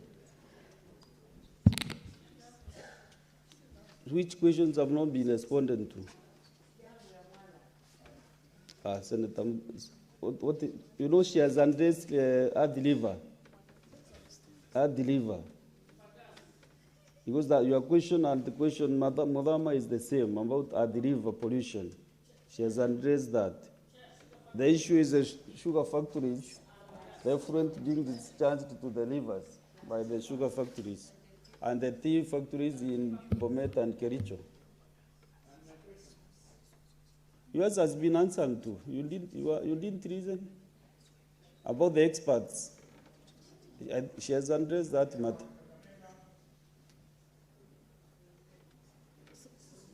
You know, your technical team should be able to assist you with the questions, registering questions so that you don't do to and fro.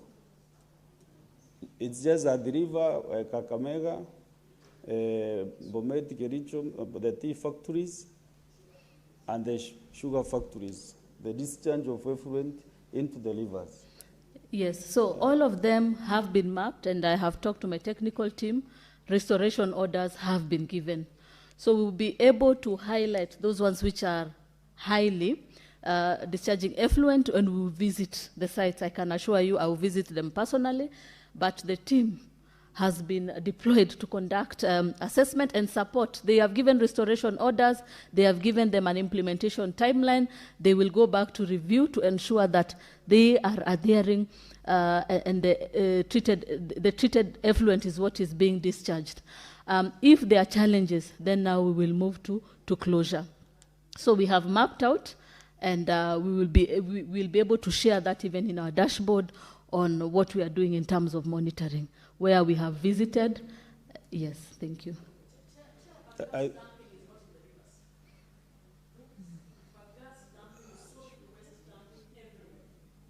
I think, Madam C, is what members are asking. You know, from the just have your seat. You know, from the headquarters, you cannot do much. You have county offices across the country. So I think there is nothing much they are doing to monitor what is happening in the counties. That is why members are talking about Kakamega, Bomet, Kericho, about Meru, about Bungoma, because now your team is not working well, and maybe you didn't need to coordinate your NEMA team better. Senator Onyonka. Mr. Speaker, I've never seen parliamentary procedure where I would, as I'm making my contribution, give the CS information on a matter that is very sensitive to me and Madam Muma, and then ask my question, if you can allow me to do that.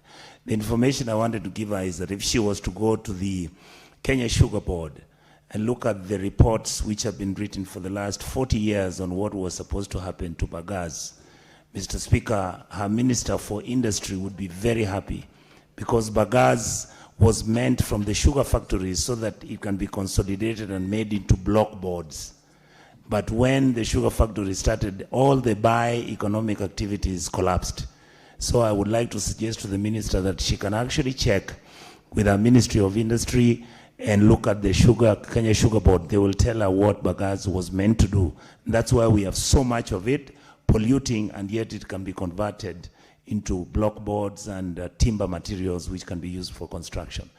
My question, Mr. Speaker, is to ask the Minister that on several occasions as Senator of Kisii County, I have raised issues about trees being felled and being cut in Kisii, Homa Bay, South Nyanza, Uasin Gishu, and many other counties in this republic.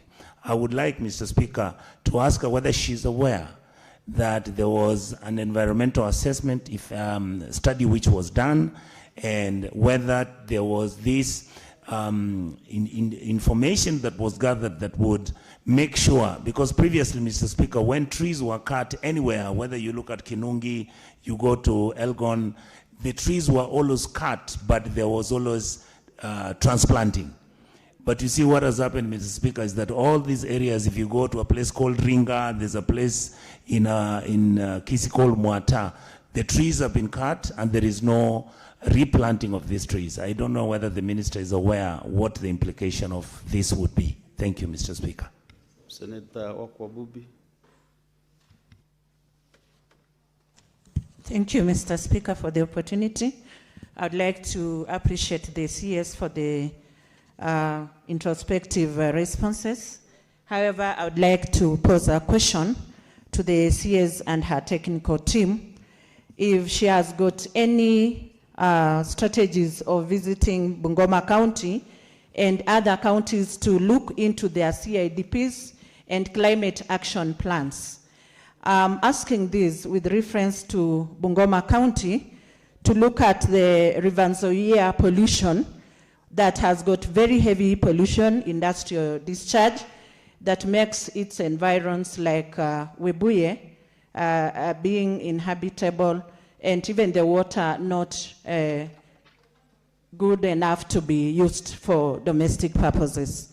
Then the CS should also look into Bungoma town CBD sewage system, which to me is has a total rot, because when it has rained and there are floods, we tend to have some overflowing water with a lot of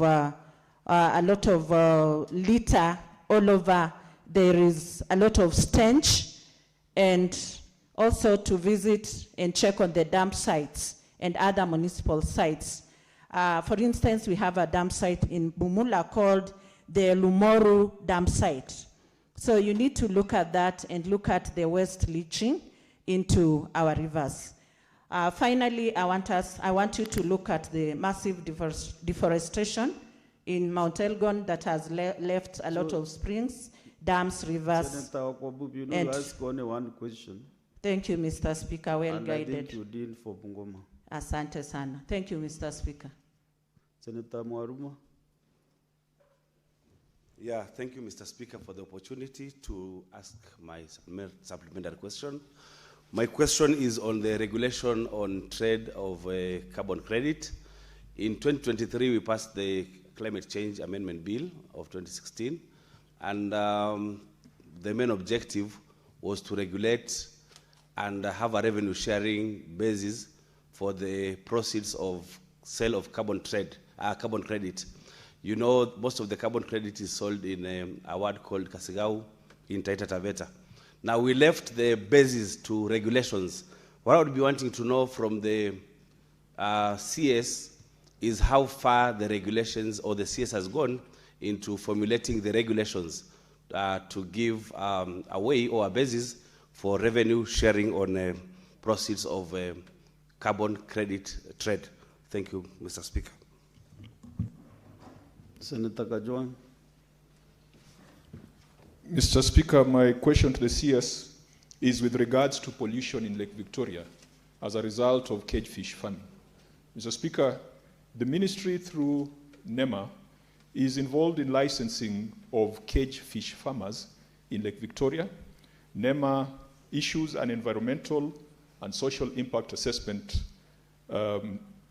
does environmental and social impact assessments, does the site suitability reviews, does continuous monitoring, and does the EIA, environmental impact assessment.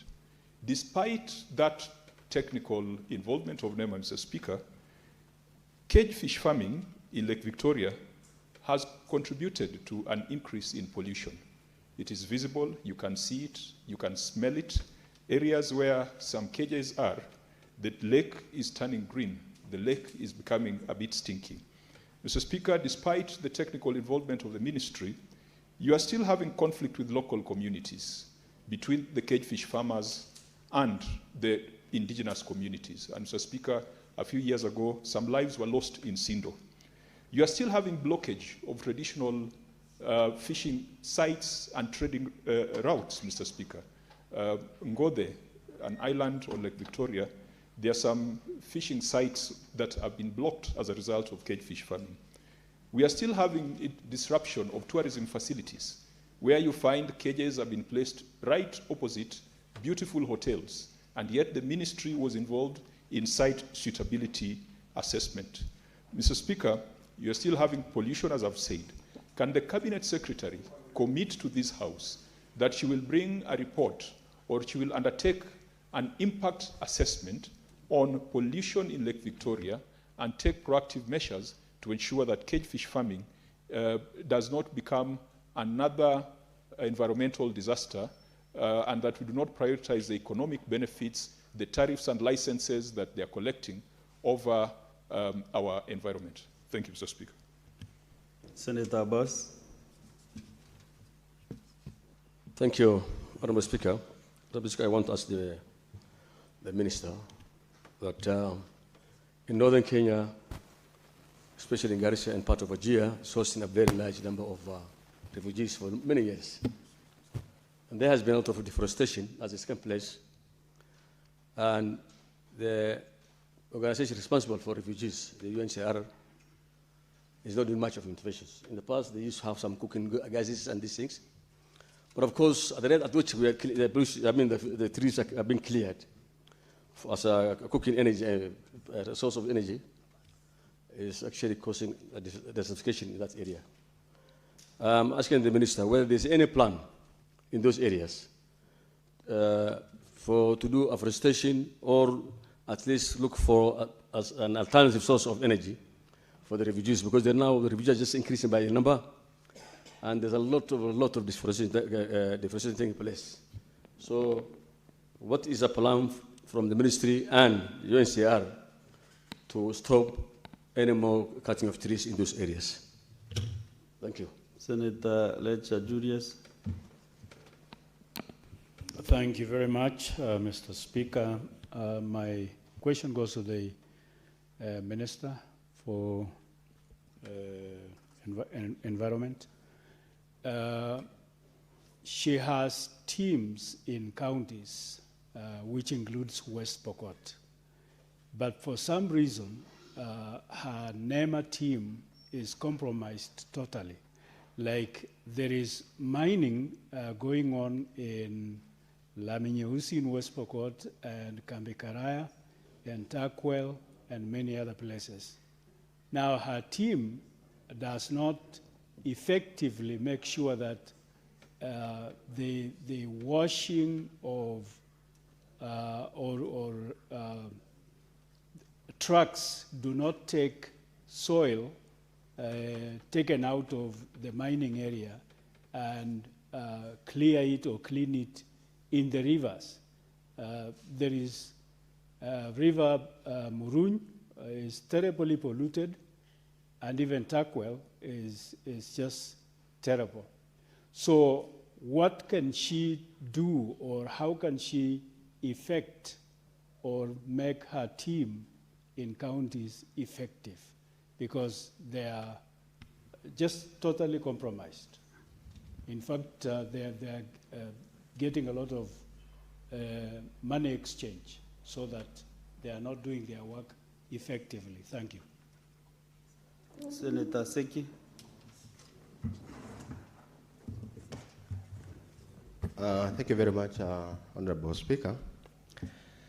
My question also goes to the CS and request to know the mechanism the ministry is putting to mitigate the pollution of industrial pollution in Kajiado, where a number of industries have polluted the environment through the Namanga, the Kajiado, Nairobi-Namanga road. We have a number of industries, and they have polluted the environment to an extent where the environment, even the habitation of grass, trees have dried up. This matter we have mentioned, I've written to the ministry, and there is no outcomes on that area. And we have quite a number of problems within the area. the community is really, they're having a big problem on that matter. There is a lot of problem. People are getting sick every other day. We have been having issues of cattle taking water through, on water that has been contaminated by flower farms in Isinya River, where there is a small river that is seasonal within that area. We've been having cattle dying over that, and the community have made a lot of problems and even requests and recommendations that this industry must be taken into consideration. So I want to know what is the measures the ministry has taken, yet we have done a number of follow-ups, personally myself as a senator, and we have there is no outcomes coming in. So we need to have an answer, and people of Kajiado need to have an answer towards that. Senator Shakira. Thank you, Mr. Speaker. Mr. Speaker, my question to the minister is, one of her responsibilities as a ministry is public awareness. As we are all aware, there is a big project of refinery coming to Lamu. What measures has the ministry put in place to educate the public on the issues of environment and also to work with the county on the environmental impact and create awareness on the coming project so that people will support that project and learn about the project and get to know more about it? Because we don't want to be caught unaware, and we don't want the people to go against the project because they were not educated on it. Thank you, Mr. Speaker. Last but not the least, the chair handling the environment docket in the Senate, Senator Munyihaji Mohammed Faki. Thank you, Mr. Speaker, sir. First of all, I wanted to commend the CS for her attendance and the responses she has given. However, as members have suggested, there's still a lot to be done, Madam CS.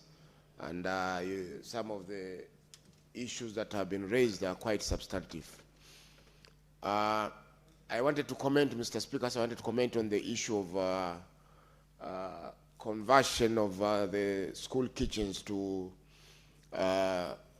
eco-friendly or energy, green energy kitchens. Mr. Speaker, sir, last week we had an engagement in a dialogue in Kisumu, and we were able to visit a school called Nyawara Girls High School in Game constituency of Siaya County. And they already converted their kitchen, although partly, and they are using green energy, that is electricity. Although they are yet to maybe install solar so that it becomes fully green. One of our resolutions, which we are pursuing with our colleagues in the climate forum, is that already there are some facilities which have been created. For instance, KCB has a facility charging an interest of 9%, I think, 9.8% for the schools that want to buy solar equipment to be able to solarize their kitchens. And again, we as the Climate Change Forum is also negotiating together with the Climate Fund, where we are going to get funding so that the school kitchens will be converted to energy, clean energy kitchens, so that all our schools in the country are able to do that. I think it will be done in collaboration with the NGCDF, together with the Kenya Rural Electrification and the donor funding. But this maybe will be going to the constituencies and will be done by the members of parliament, because they are more or less in control of the schools. However, our counties also need to tap in on this Nobel project, so that we are able to do this throughout the country. Number two, on my question, Honorable Speaker, the issue of now we have seen upscaling of EVs, electric vehicles, which use lithium batteries. From electric vehicles, we also have tuk-tuks, which are using electricity. We also have motorbikes that are also using electricity. The issue is the disposal of the lithium batteries. We know these are much more lethal than the lead batteries that have also caused a lot of damage. And I appreciate Senator Esi inquiring about the compensation of the people of uhuru in Mombasa County who are affected by the pollution of lead batteries in their vicinity. So, Mr. Speaker, maybe the CS could tell us what efforts are being made to ensure that the disposal of these lithium batteries will not be harmful to the environment. Thank you. Okay. And we can give response to those questions, and then we conclude your submissions. Thank you. Thank you, Honorable Speaker. Yes, I think Senator Onyonka said clearly about the biogas is a resource for energy, indeed, and factories are sustainably using biogas for making briquettes, but also what we talked about, the blocks, block boards, etc., as well as organic fertilizers. So I wanted to highlight about the 15 billion tree growing, and we are happy to even share more as a ministry on what we are doing. You'll take note about our key achievements in the 15 billion. Kenya is going green. Kenya is going green. And this is not just by counting the number of trees, because we know people can cook that. Just look at your satellite images. When you look at other countries, our neighbors, Africa, Kenya is indeed going green, and we are one of the top countries when it comes to restoration. So a lot is ongoing in terms of tree growing, and that is first because of your support. We had the Forest Conservation Management Act, which is now law, and one of the concerns that was addressed is cutting, ensuring that when you cut a tree, then replanting takes place. But far beyond that, we are having interventions to ensure that we are meeting our 15 billion target, or 1.5 billion in a year. This shows that in the previous administration, what the previous administration was able to do in 5 years, we have surpassed and done that 3 times. We have done that 3 times in the last 3 years, you see? So every year, we are doing what the last administration had done in 5 years. So we continue with restoration, and we continue working together with the Kenya Forest Service to ensure that we are restoring, but also a whole of government approach. The next question was regarding Bungoma and the climate action plans, as well as the issues of waste management. A highlight to this is that waste management is devolved, which again poses a challenge in terms of ensuring that the ministry exhaustively meets. So what we do is we have an intergovernmental framework, we support the county government, and we really need your oversight to ensure that we are managing the waste well. But as has been said clearly, we have the regulations in place to support us in those aspects, and we have taken note of that, and we will be sending a team to go and conduct assessment and see how to enforce in Bungoma.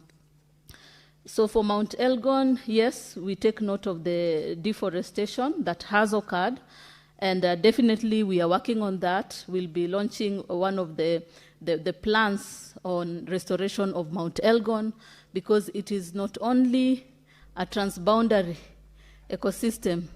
It's rich in biodiversity, the monkeys, like the colobus monkey, the elephants. It is a water tower. It is a transboundary, and it has a peace-building initiative attached to it. And far beyond that, we need to restore it. So those discussions are ongoing within the ministry. We've been able to identify one of the patrons who comes from that community in the public office, and they will be supporting us to ensure that we are restoring, and that is one of the sites that we will be restoring during the Mazingira Day. Key activities being aerial seeding, manual planting with the community, and also seeing the issue of fencing, but accessibility of the community into once in a while into the forest, so that they can also have beekeeping among other activities, and they can also now improve their livelihoods. So we take note, and it is indeed in our radar to ensure that we are restoring. So the issue on carbon credits, we are happy to report that a lot of regulations have been passed, the recent one being the carbon markets regulation. The only one remaining is the non-markets. I just signed guidelines to support the community, improve public awareness and community awareness. And a lot will be ongoing. Partners have reached out even to support us, and as a ministry, we'll ensure we have resources to support this. Some of the projects that will be coming in, like the green zone, which we hope will be passed, will be looking at capacitating communities to understand carbon markets. This is because they are entitled to 40% of that money, and if they don't know, someone else will take advantage. So a lot of public awareness is coming. What we wanted to do is to ensure we have the regulations, then we move to the next point. And so the projects are on through the DNA. We've had multiple projects, and we are encouraging community engagement, and the communities benefit from carbon markets. So for Lake Victoria, Senator Kajwang, we take note. We will bring the report on the EIA on pollution in Lake Victoria and have proactive measures.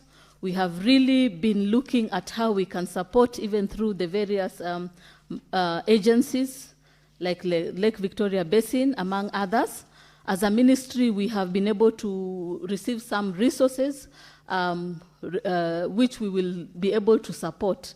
And it's one of the projects that is in the radar, because Lake Victoria is really a key ecosystem, a transboundary ecosystem, and also a source of livelihoods for many within the region. So we can assure you we'll have the report ready, and we also are allocating resources to support in its restoration. The other question was yes, this was a wonderful question, Senator Abbas, on what we are doing in the Asal region. I'm happy to report that we have been able to receive some resources from World Bank.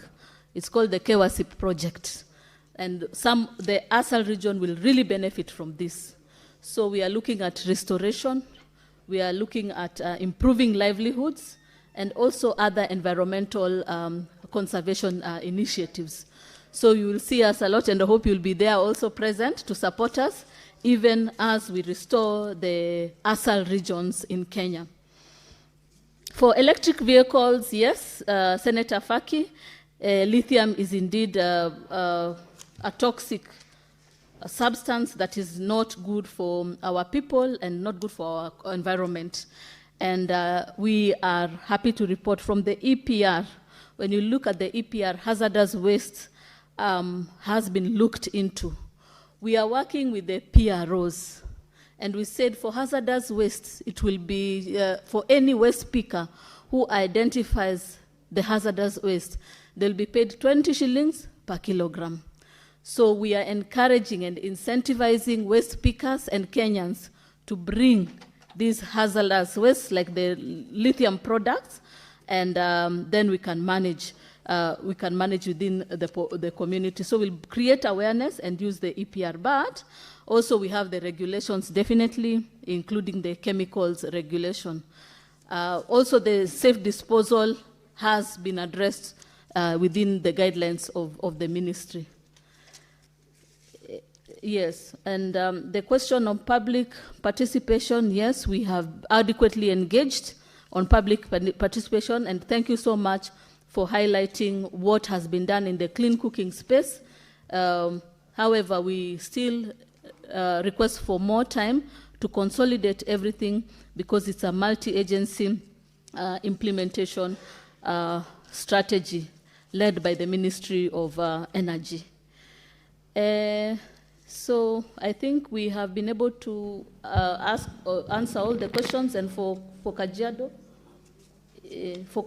we have also mapped out, and we will send people there to address those issues and enforce in terms of ensuring our environment is safe.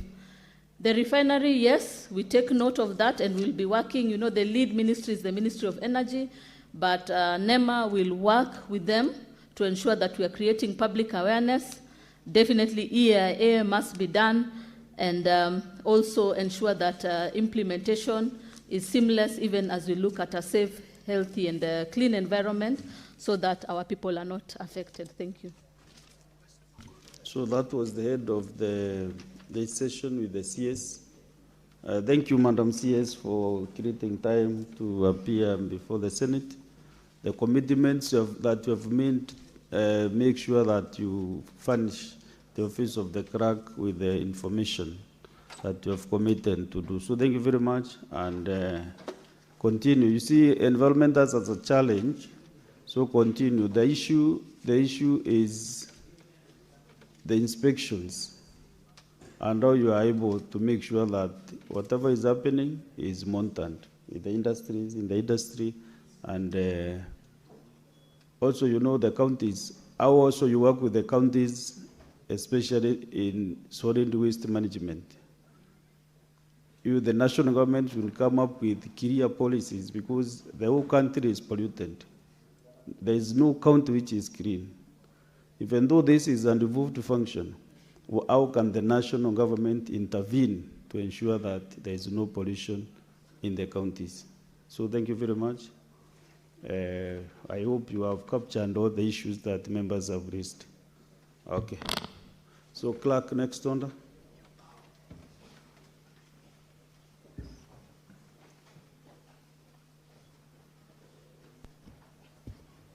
Order number 8, motion, mainstreaming of a framework for clean cooking in Kenya. Senator Minda Kibwana has requested that this business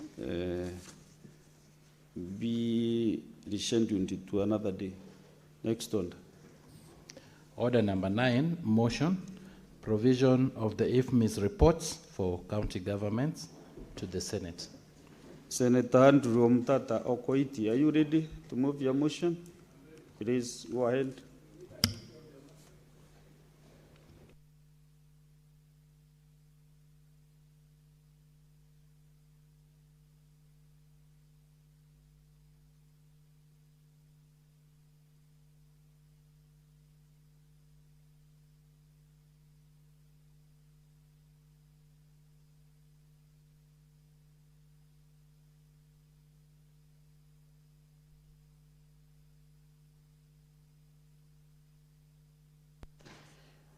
Mr. Speaker, sir, I rise to move a motion on the provision of IFMIS reports for county governments to the Senate.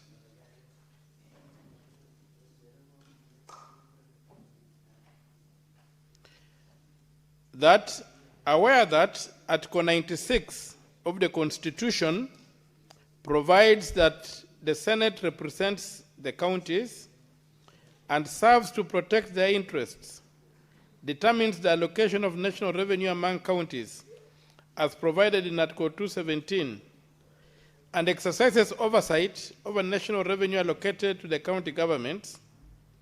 Further, aware that in the case of Senate versus Council of Governors and 6 others, that is petition number 24 and 27 of 2019, consolidated 2022 brackets KESC 57 KLR, the Supreme Court affirmed that the Senate's oversight authority extends to both nationally allocated and locally generated revenue. Concerned that senators are constrained by lack of access to real-time data from the IFMI system for the respective counties they represent, thus affecting effective oversight of county governments. Further concerned that, in some instances, data and information presented to the Senate by the Auditor General and the control of budget are received and considered late as a result of the backlog, resulting into too much information not getting properly reviewed by the senators. Noting that, as a result of unchecked financial information and systems, county governments have continued to accumulate pending bills resulting from unplanned expenditures, unaccounted for and inflated costs of projects.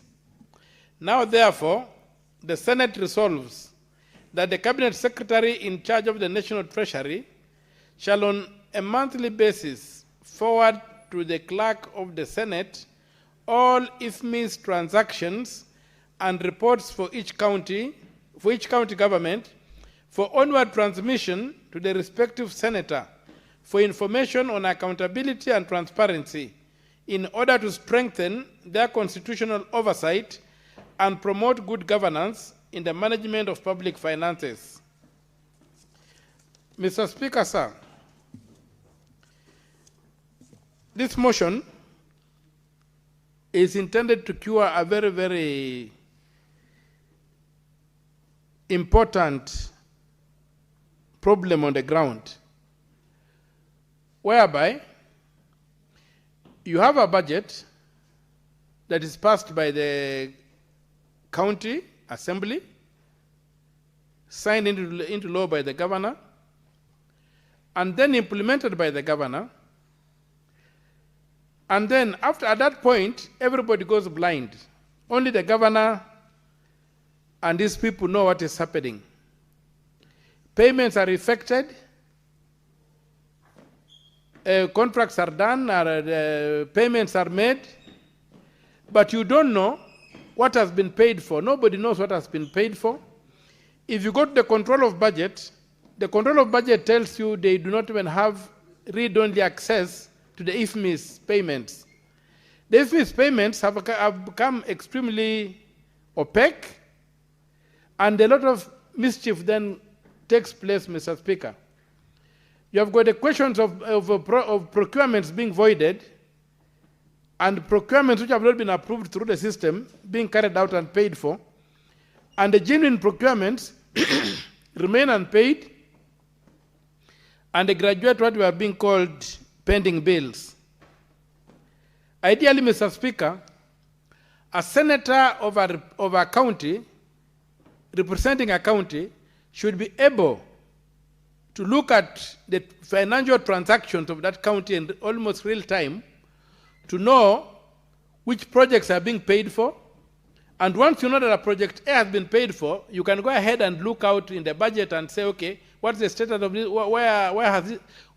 Does the status of the project on the ground? Is it commensurate with what is being paid for? Without that, Mr. Speaker, you end up encountering projects being done. You don't know at what level they are. You don't know what certificates have been issued. You don't know whether they have been paid for or not. You don't know whether they have stalled. And the county then just is at the mercy of the governor and his people. So this motion is intended to remove that opaqueness and give the Senate, through the Senate, individual senators of individual counties, from where they come from, to have a possibility or the capacity to see what the county governor and this administration have paid for. After the procurement is done, then you can hold a budget in one hand and hold the IFMI's reports in the other hand and compare and know what is happening. Otherwise, we are totally constrained, Mr. Speaker, when you go to the ground and you do not have a starting point. You get people complaining, You have no starting point. The county assemblies have already passed the budget. The governor is implementing the budget in a manner that is not transparent. And you who is supposed to do the oversight are left there gazing what might have happened. These documents, Mr. Speaker, should be available. They don't qualify. The IFMIS does not qualify for the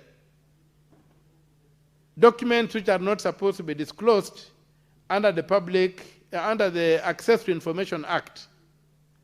The Access to Information Act clearly has a category of the kind of information that should not be disclosed. It does not go to the point whereby the IFMIS payments which have been paid out are kept secret. And yet we live in a world whereby when you go to the Public Finance Management Act, it requires that all contracts be published. So the contract, you are doing a contract in a village, you are building a road, let us know at what stage the road is that has been paid for this road. Let us know what is being paid for. And that way, Mr. Speaker, we'll be able to understand the extent to which the budget is being implemented, and we'll also be able to question these things called pending bills. Mr. Speaker, if we don't do that, we are going to end up in a situation whereby we fight here, we send money to the counties, and then we don't know how the money is being utilized.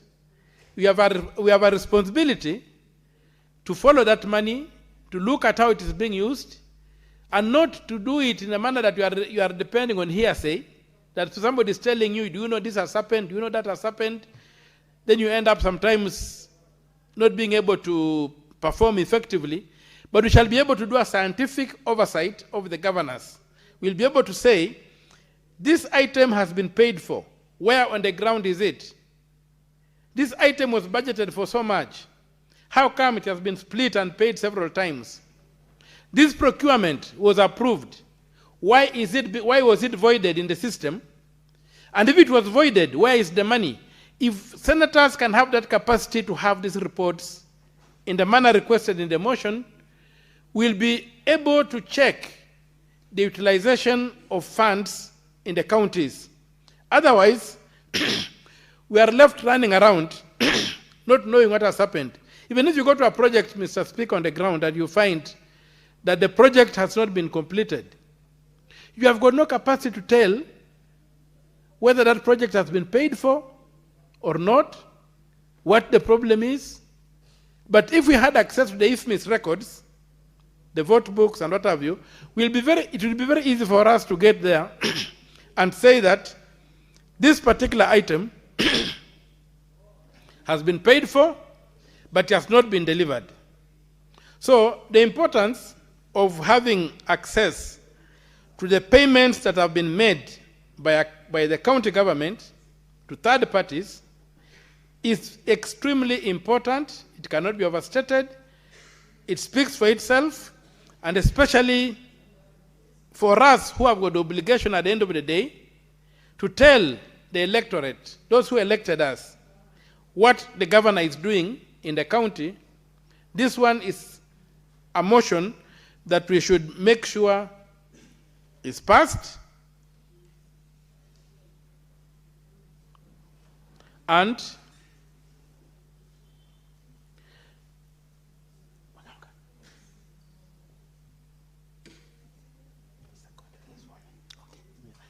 you make sure the motion is passed, and once it is passed, then we shall have the eyes, we shall be able to mulika mwizi, as they say in Swahili, to mulika mwizi.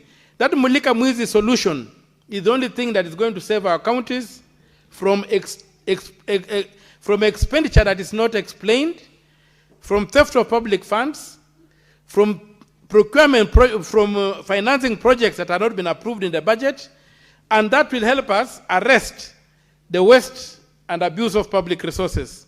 So, Mr. Speaker, I really plead and pray that the members of this House consider this motion, approve it, and we pursue its implementation to ensure that oversight of county governments is done in a scientific manner, in a measurable manner, in a manner that we are able to. Here. Senator Mutata. So, as I wind up, Mr. Speaker, sir, sorry, I just wanted to assist my brother wanted to look at the motion. I think we don't have enough copies going around, so I'm sorry. You remember, Senator Mutata, that we've gone digital, and the order paper as well as the motion is actually in the order paper. Yeah, that we need a retreat maybe to learn how to use this system. You know, I used the old system, which was iPads. These people took us back to the beginning of computing. You conclude. So it became a problem. Your counterpart already has the motion. Yeah, thank you, Mr. Speaker, sir, for the guidance. So I plead with the House that we pass this motion so that we can be able to mulika mwizi on the ground, so that any money be leaving the county treasury is known to the senator from that county in real time. And if there's any mischief being played, the senator can intervene and stop it. Otherwise, we are being treated like whatever you call those doctors pathologists who look at the dead bodies. Senators were never intended to come after the event and flail our hands and say, oh my God, this happened like this. We should be able to intervene in real time and check the governors. But we cannot do that when our eyes are closed. We must do that with the capacity to look at the isthmus and say, this amount of money moved to this person the other day. What was being paid for? What has been done in the county? That way our people will benefit, the Senate will become effective, and the individual senators will not be held to unnecessary questions when they go to the ground and they also look lost. So, Mr. Speaker, with those few remarks, I move the motion. Thank you. And I ask Mr. Onyonka Senator Onyonka to second me. To second the motion, rather. Senator Onyonga, the floor is yours. Mr. Speaker, I would not have stood here to second a motion that has been brought by one of the most incredible human beings I've ever met, known as Mr. Okia Mutata, who has made some of us become accountants. Mr. Speaker, legal accountants. Mr. Speaker, I second this motion because we and many other individuals in this plenary have always said there are some gaps, there is something wrong with our software. The software we keep talking about, Mr. Speaker, is not for a mobile phone or software which is meant to be for a computer. It is the fact that if we do not have the software that is going to run our financials in such a manner that we have prudence, we have real-time explanation of how money is moving from one department to the other, how money is being paid to contractors, how money is being released to different government departments and county government departments. Then, Mr. Speaker, the truth is, all we ever do is whitewash the Auditor General's reports after the effect, after the money has been squandered, after the money has been transferred. And what we've been saying, Mr. Speaker, in this House is that we need prudence in the financial management services for our people, whether it's at the national government, whether it's at the county government, Mr. Speaker, we are not behaving responsibly. And therefore, I second this motion because I want my colleagues in this House to agree with us, and we persuade them that there are certain things we can do, and we cannot blame government all the time, all the time, all the time. And yet, Mr. Speaker, in reality, we have the capacity to change some things in this House. And that is why, according to me and many of the senators who are of good faith, this is not a political issue. It is not controversial. It's about our job is basically to oversight resources that are released as shareable revenue from the national government to the county governments. And yet, we are not having the capacity to oversight, to audit, or even to actually question some of the transactions which are going on in our county governments. Whether these transactions are pre-budget, whether it is post-budget, whether it is pre-procurement. I mean, everything looks like the whole system is actually leaking. And Mr. Speaker, I therefore would like to say I second this motion and I plead with my colleagues in this House that this is a low-lying fruit. We can actually squeeze the valves which are letting our funds to be misappropriated by unscrupulous people. Some governors are doing excellent work, but some of them are really doing shoddy work. Thank you, Mr. Speaker, and I thank my elder brother, Okiya Omtata, for an excellent motion. Thank you, sir.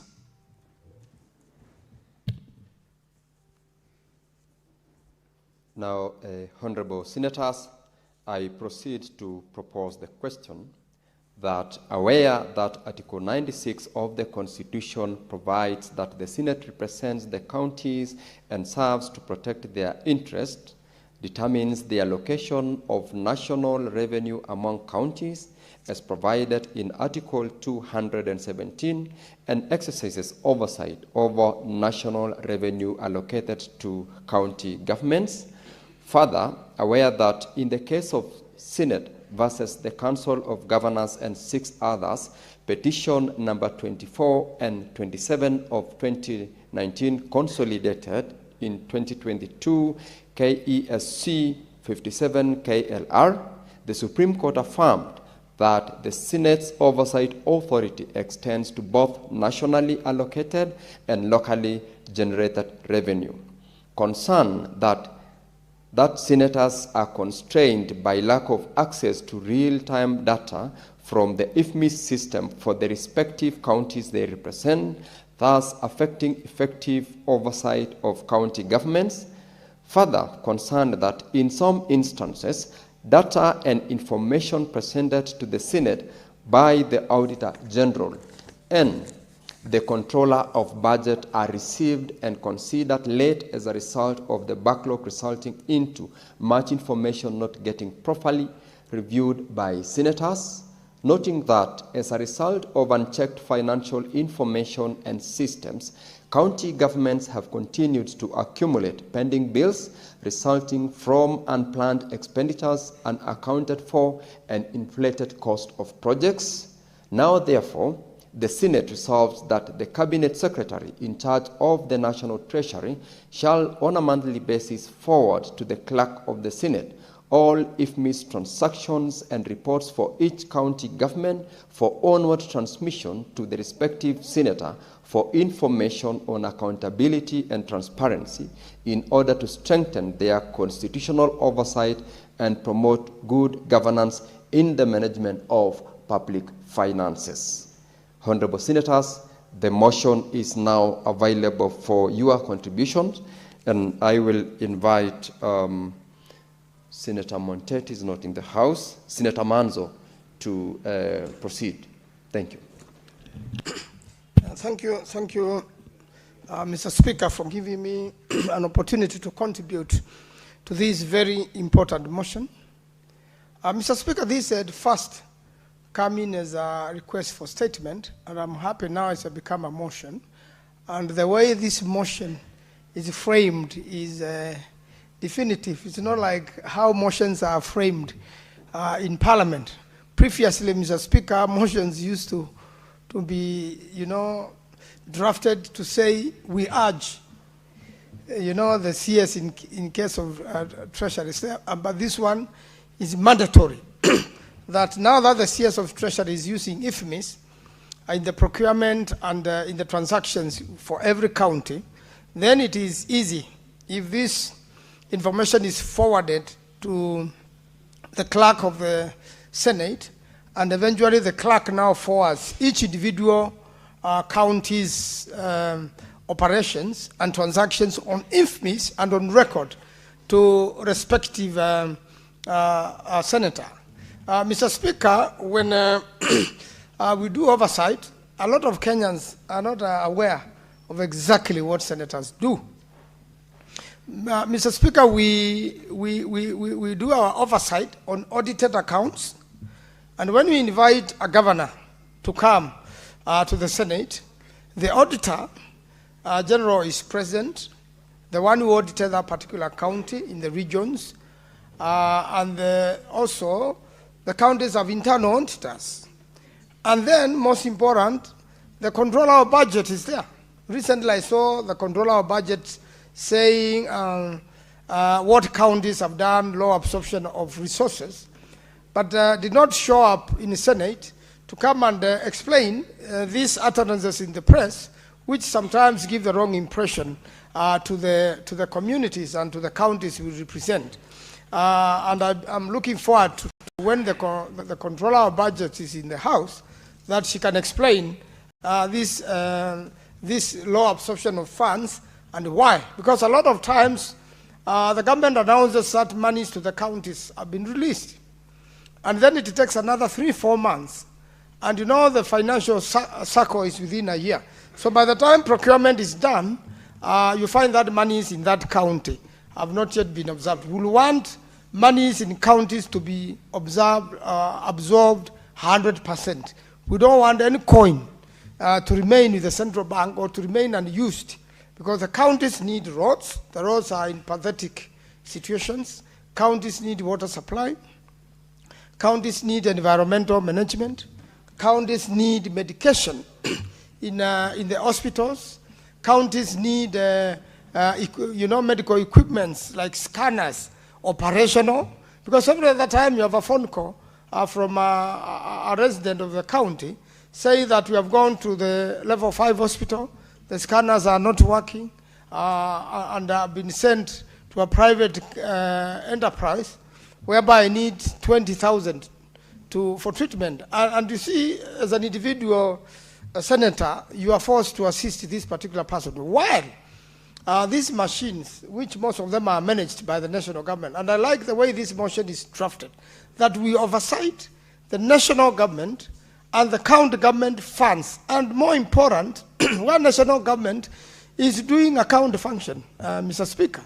We know that the national government has refused with a lot of health functions at the national level, the procurement of those equipments, which should be monies devolved. We are aware that the monies for agriculture are not fully devolved. There are so many other activities hanging at the national level which should have gone to the counties, and we will be oversighting from there and making sure the counties are working. We are aware that the sector of environment, of which the minister has just left this place, a lot has to be done at the county levels that it has not done. Similarly with water, even markets, they are being done. You know, the work for the markets belongs to the counties. But individual members of National Assembly are the one running with this project in the counties and abandoning the governor. I remember an incident in Kiambu when one of these markets was being launched and there was a fight and a young man was killed because the argument was who should be doing the markets. The markets should be done by the counties. They are the ones who manage them. Similarly with many other projects. And therefore, it is important for every single transaction which takes place at the county level that the same information within that month be relayed to the respective senator to oversight and to check what has been done. And when we go on ground to be able to counter-check that the same projects have been done. Otherwise, we don't want to fall into a trap whereby for those governors, and quite a number of governors have trouble accounting for what has been sent to them.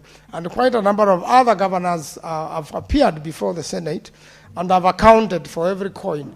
And they have answered questions that have been sent back, and they have come back to come and account and to the satisfaction of everyone. And while we sit in that committee, Mr. Speaker, I said the controller of budget is there, the auditor general is there, and more important, EACC.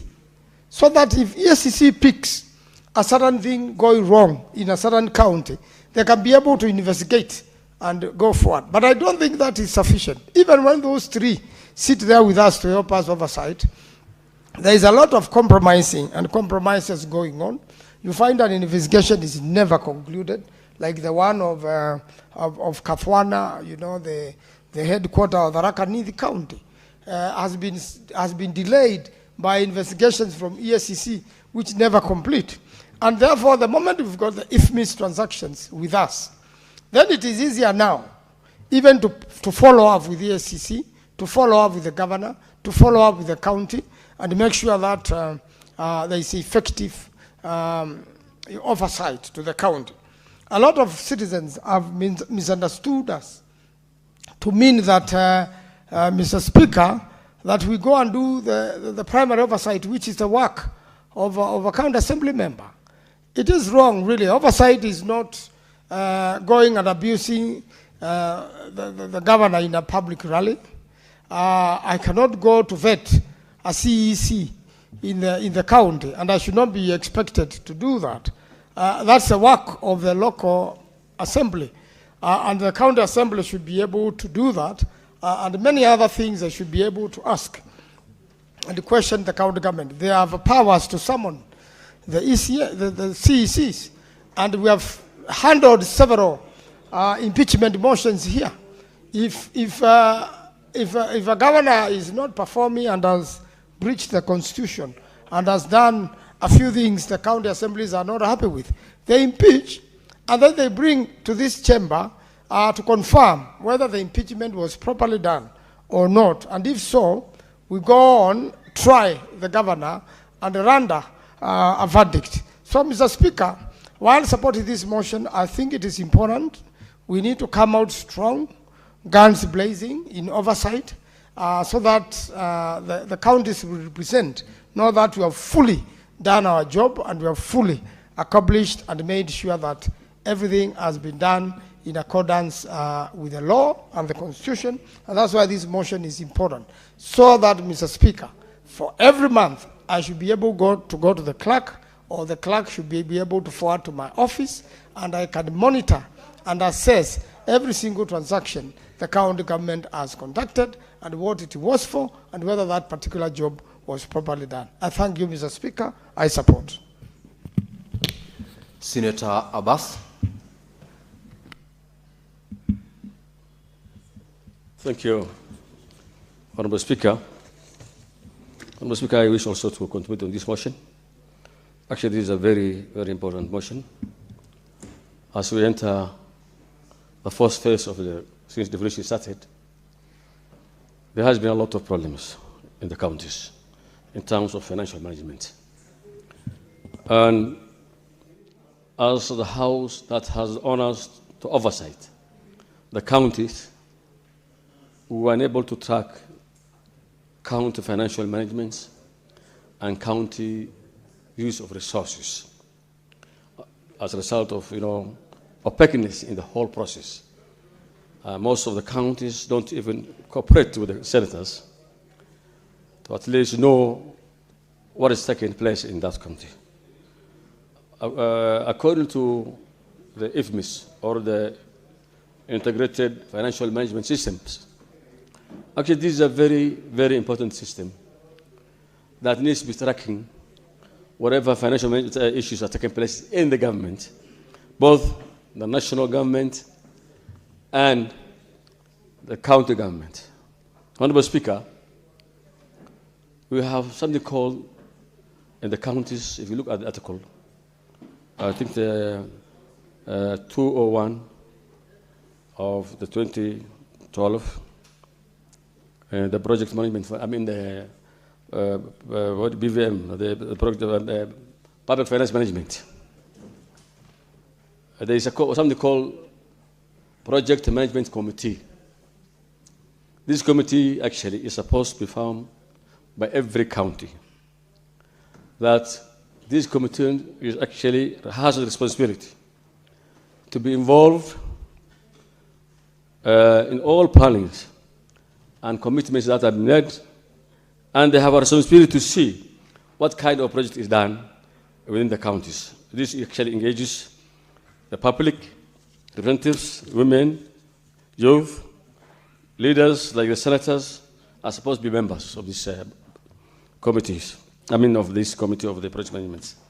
But however, the counties have avoided forming these project management committees in their respective counties. Specifically, the Speaker, the Senate is supposed to be actually a member of this committee. And that is the only way, by forming these committees, the BMC, that the Senator can be able to track and know how much money has been sent in the county and what kind of project has been done. And I think beside of having the FMS report, I think this House must compel that all counties must form the the project management committees, so that at least we can be able to monitor. Senators can be able to engage themselves and involve themselves in activities taking place in the counties. With this kind of avoiding the senators to be participating in whatever is doing and whatever is going in the counties, I think it will not be right for us to be the oversight, to have the oversight responsibility. But of course, we are not able to access all transactions that has taken place in the counties, projects that have been implemented. Honorable Speaker, if you go to the counties, there are so many stalled projects, so many. And that money, most of the money has been paid for it, and some of the money has not been paid. And what happened is actually every government comes in, starts his own project or her projects. Most of the previous government's projects are stalled, and it's never completed. I think this is actually very unfair. We are duplicating projects, we are using money, and most of the projects have been left stalled. And a huge amount of money is actually lost through obsolete structures that are not paid for. And this is the same government, the Republic of Kenya, the respective ministries, the respective counties. The money comes from a taxpayer. It is not the honors of the governor not to complete the project that has been started by another governor. But government is actually a continuing institution that a president comes and leaves the office, another comes, but the project still remains for the Kenyan people and for the taxpayer money. This has been paid for. And therefore, what we have now, there are many projects that have not been paid. So, but with the help of if we could have the project management committees in the counties that are functional, then we could avoid this kind of business. Honorable Speaker, I think I agree with the sponsor of the motion that we need to have a copy or reports of the finances that are taking place. We have the PAC committee and PIC. But of course, when you see what this committee is handling, it's actually most of the times history. That work that has been done or the finance committed 3 years, 4 years ago. There's no up-to-date financial responsibilities being taken by the counties because we postpone the audit reports. You see, even now when we're having the CARA and the DORA, all that is based is actually on the 2021-22 financial, audit report of from the auditor control of auditors, the office of the auditor.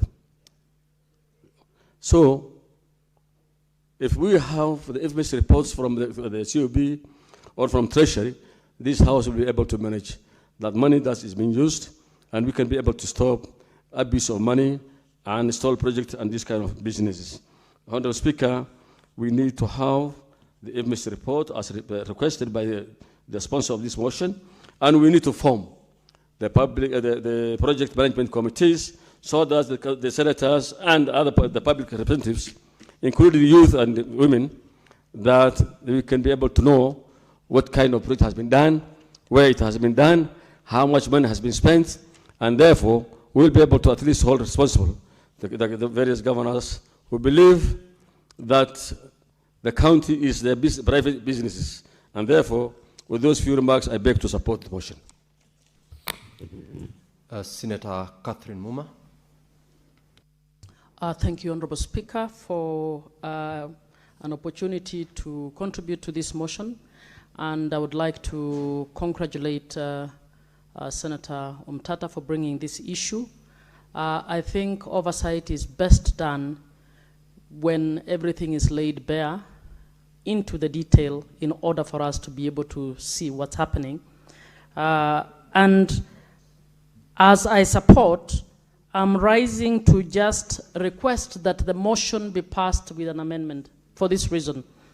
Senator Mutata, Honorable Chair, is known for bringing public interest litigation to align everything with the Constitution.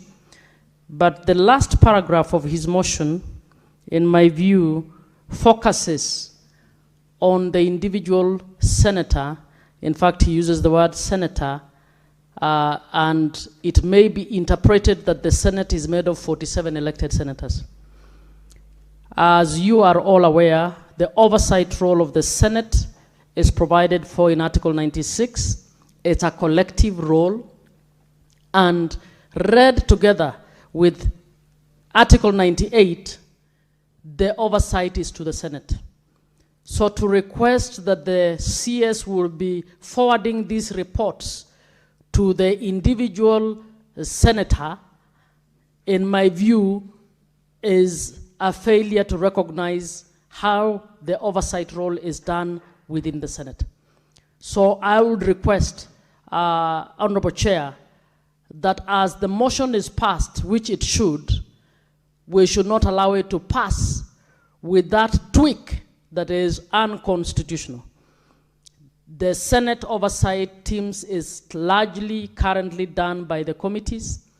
So this information should be transmitted to the clerk for use by the Senate, not by a senator. So I would humbly request that we ensure that the motion complies with that. Thank you very much. Thank you, Senator Catherine Muma. Senator Mungatana. Mr. Speaker, I want to rise to support this motion, Mr. Speaker, that the Senate resolves that the Cabinet Secretary in charge of the National Treasury shall on monthly basis forward to the Clerk of the Senate all IFMIS transactions and reports. Senator Mungatana, just hold. Senator Joyce, I can see you are complaining. I can't see your request on the gadget here. Could the clerk help you so that you log in? Because I know you have been here and you've just taken that note. So I will allow you once Senator Mungatana speaks, once your gadget is set. Proceed, Senator Mungatana. Thank you, Mr. Speaker. So I was saying I support that the IFMIS transactions and reports for each county should be made available to the senator for purposes of enhancing the oversight roles. Mr. Speaker, this is not a very difficult request that the Treasury is being called upon to do for the Senate. Why I say so, Mr. Speaker, is that already as a senator of Tana River County, I receive exchequer releases from the Treasury. Somebody always sends me that information so that you are up to date on what is being released by the Treasury. So my first point is, this is a matter of simply complying with a request from the Senate. You look for the figures, you compile them, and you transmit them. The National Treasury is already doing that when it releases exchequer reports in terms of the spendings that are being sent all over the country. So I would first of all want to urge that the Treasury should straight away comply once we pass this. There's nothing difficult about doing this. Number two, Mr. Speaker, I support this motion because it enhances the overall function of accountability that must be borne by the governors of this Republic of Kenya. Mr. Speaker, Right now, we are limited in terms of acting in real time. You know, Mr. Speaker, we are dealing with audit reports. The Auditor General brings the reports to the Senate, and we start examining those reports after the act has happened. Mr. Speaker, this means we are morticians. We are doing post-mortem analysis of how the funds have been misused or used by the governors of the 47 counties. So, Mr. Speaker, the good thing about this motion is that it is bringing real-time information to the senators so that, Mr. Speaker, you are able to know that if IFMIS is releasing this kind of money, there's this transaction that has happened, then we are able to trace and we are able to make the necessary political influence on those transactions.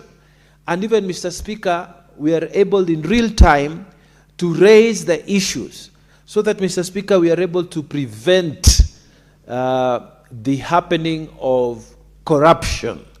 We don't have to wait, Mr. Speaker, for the corruption to happen.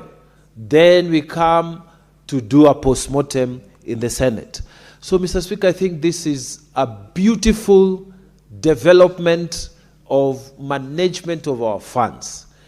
Why I say so, Mr. Speaker, is because in the past, in 2003, Mr. Speaker, we passed the national, we used to call it the CDF Act in those days. And the CDF Act, Mr. Speaker, did not have rules, did not have regulations. It had absolutely, you know, it was a free kind of money that was put on the table. And many members of parliament misused it. And Mr. Speaker, I remember that members of parliament at that time, they would be the chair of the CDF itself. I remember one particular member of parliament, Mr. Speaker, who was the chair. He appointed his wife as the treasurer, his son as the secretary of CDF, and told them to sign their part for the withdrawal. So whenever he needed money for use, for whatever, he would just put his signature as is the last signature, and money is withdrawn, and you can imagine the amount of misuse that was there. Mr. Speaker, I even remember one particular member of parliament who used to use the CDF as his personal kitty for Harambes. And I know that that parliamentarian was followed even into court, and he served a short stint. Mr. Speaker, the national CDF at that time, after 10 years, in 2013, it was amended to make it better in terms of management of funds. Mr. Speaker, after the new constitution, it was again amended following a court decision to make it now the National Government Constituency Development Fund. So the point I'm putting is that even the CDF, it has had its progression towards superior management of public funds. It has had its process.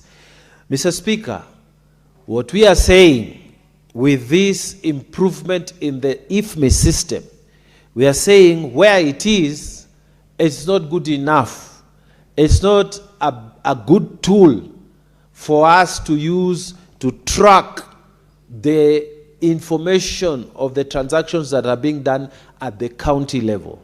So what we are saying is that with this motion, it will convert the Senate from merely dealing with audited reports, some of which are are old, from being morticians to dealing with things that are real time, Mr. Speaker. And so, Mr. Speaker, I would urge colleagues who are listening to me and those who are listening online that this is a motion that we should pass early, as soon as possible. As soon as the debates are over, we should be able to pass this motion without delay. Mr. Speaker, real-time management, real-time overseeing of transactions gives us the advantage of saving, gives us the advantage of prevention. And the Englishman some time ago wrote and said the prevention is better than cure. And Mr. Speaker, I remember in particular in Tana River County, there was a planned trip to go to Canada, Mr. Speaker, by the governor and some fellows in the county to go and learn about governance, Mr. Speaker.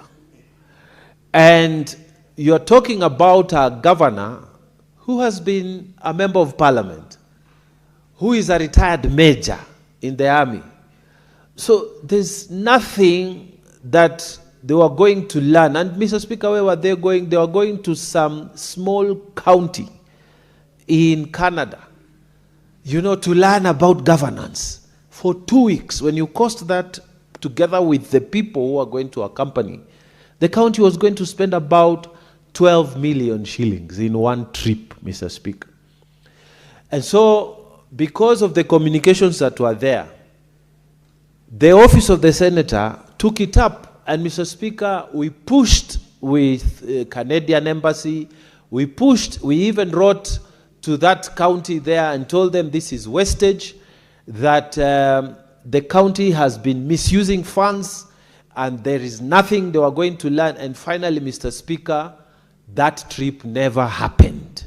Why? Because there was real-time checking on what the monies of the people of Tana River was going to be utilized for. So, Mr. Speaker, if the IFMIS reports, the IFMIS transactions are going to be real-time, every month we are going to see what is happening, then if there is fraud that is ongoing, especially ongoing fraud, we will be able to take the necessary steps to stop and be able to do prevention, which is better than curing. So, Mr. Speaker, with those very many remarks, I want to urge that we support this motion, and I support. I thank you, Mr. Speaker. Thank you, Senator Mungatana. I will now allow Senator Joyce Korir to make her contributions.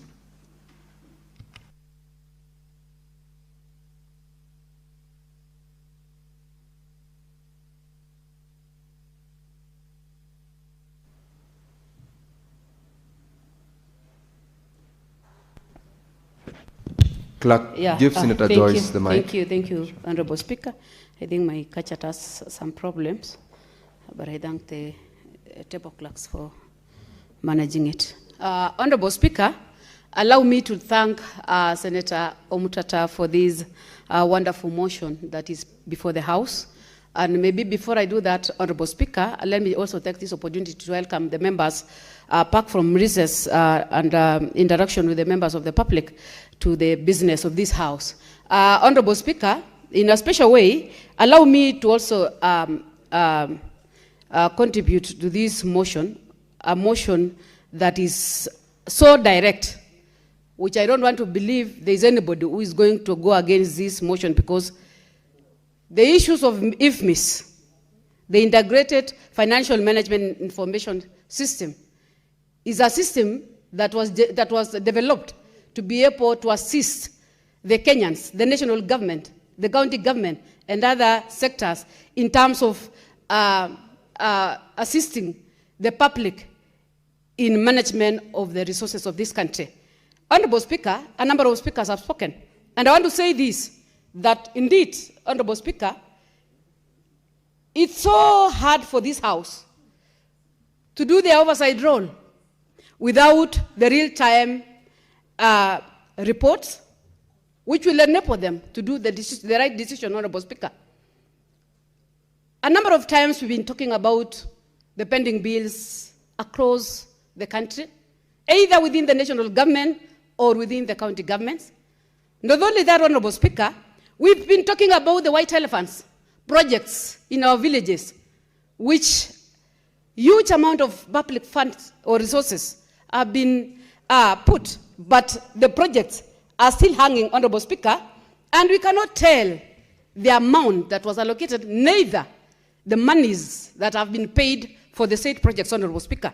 The only time that this House will be able to do their oversight role in a better manner is through the production or giving them the IFMIS so that they can access information on real time and be able to make the decision, Honorable Speaker.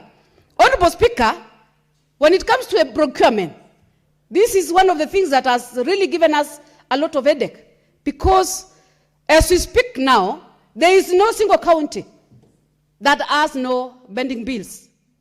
There is no single county that can give us a proper report on procurement, not only the counties, but even within the national government.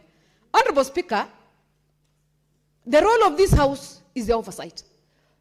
If they are going to be equipped with this IFMIS, Honorable Speaker, they will be able to do their role diligently, Honorable Speaker. Honorable Speaker, I know the county assemblies try as much as possible to do their budgeting. The national parliament does their budgeting. But we don't have a track to make sure that the itemized budget that has been done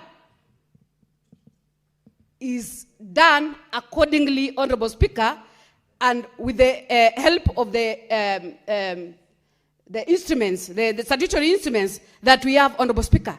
These things, Honorable Speaker, have been specified fully within the PFM Act and other statutory instruments, which can enable us to really make sure that we are able to do our legislation and be able to do the oversight role, which is envisaged in the Constitution, Honorable Speaker. So I just want to say that the only thing that I want to request this House is to move with speed and make sure that once this motion is approved, we make sure that it's implemented to the letter. And this, Honorable Speaker, I want to believe is going to sort out a number of problems that we have in Honorable Speaker. Honorable Speaker, we have a lot of monies in this country, either within the national government or within the county government. Honorable Speaker, a number of projects are being run, but I can speak authoritatively, Honorable Speaker, that a number of us doesn't have the facts of how much those projects are costing and whether they have been paid or not. There is a lot of fraud that is going on, Honorable Speaker, where at some point you find a lot of things that are happening within the county governments and even with the national government. You find a contractor has been paid, and because of technology, Honorable Speaker, they go to an extent of removing it from the system and re-entering it again, just to be used as a cash cow, Honorable Speaker. These are some of the problems that can be weeded out once the money has been paid and the members are notified on time. Because for this House to act, or for the committees, the various committees that we have in this House to act, they always rely on the auditor's report, which takes a whole year. You are correcting it for the next financial year. It is a total mess. But if we would have been correcting these issues instantly, Honorable Speaker, I want to believe that this nation will move forward. So, Honorable Speaker, I just want to say that I would urge the members of this House to move with speed in terms of making sure that they pass this motion. And also, I want to agree with Senator Muma on the correction part that the House of the Senate has 67 senators. So it's our collective responsibility as a House to make sure that the oversight role that is the major role we are supposed to play is done by the 67 senators. So I just want to say that I support and I urge members, I urge the relevant office to make sure that this is implemented immediately. Thank you. Senator Mogeni.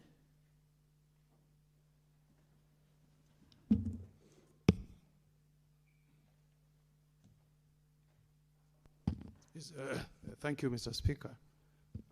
Mr. Speaker, I want to first thank the Senator for Busia, Senator Okia Omutata, for bringing this very, very progressive motion, Mr. Speaker.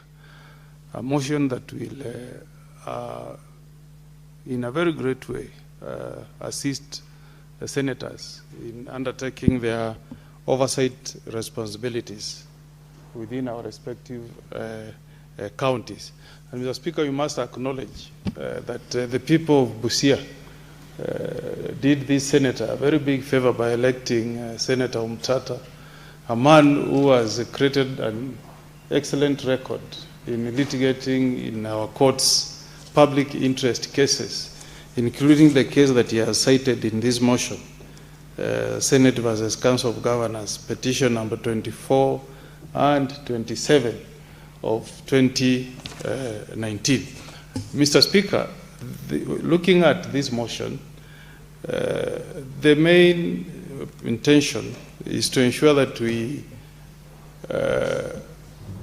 extend the ambit of transparency and accountability on the use of public resources so that our governors can operate a system that is accessible to Kenyans and one that they have no fear if a third party is also going through to ensure that they are acting in compliance, in compliance with the Constitution and all financial regulation and laws of this country.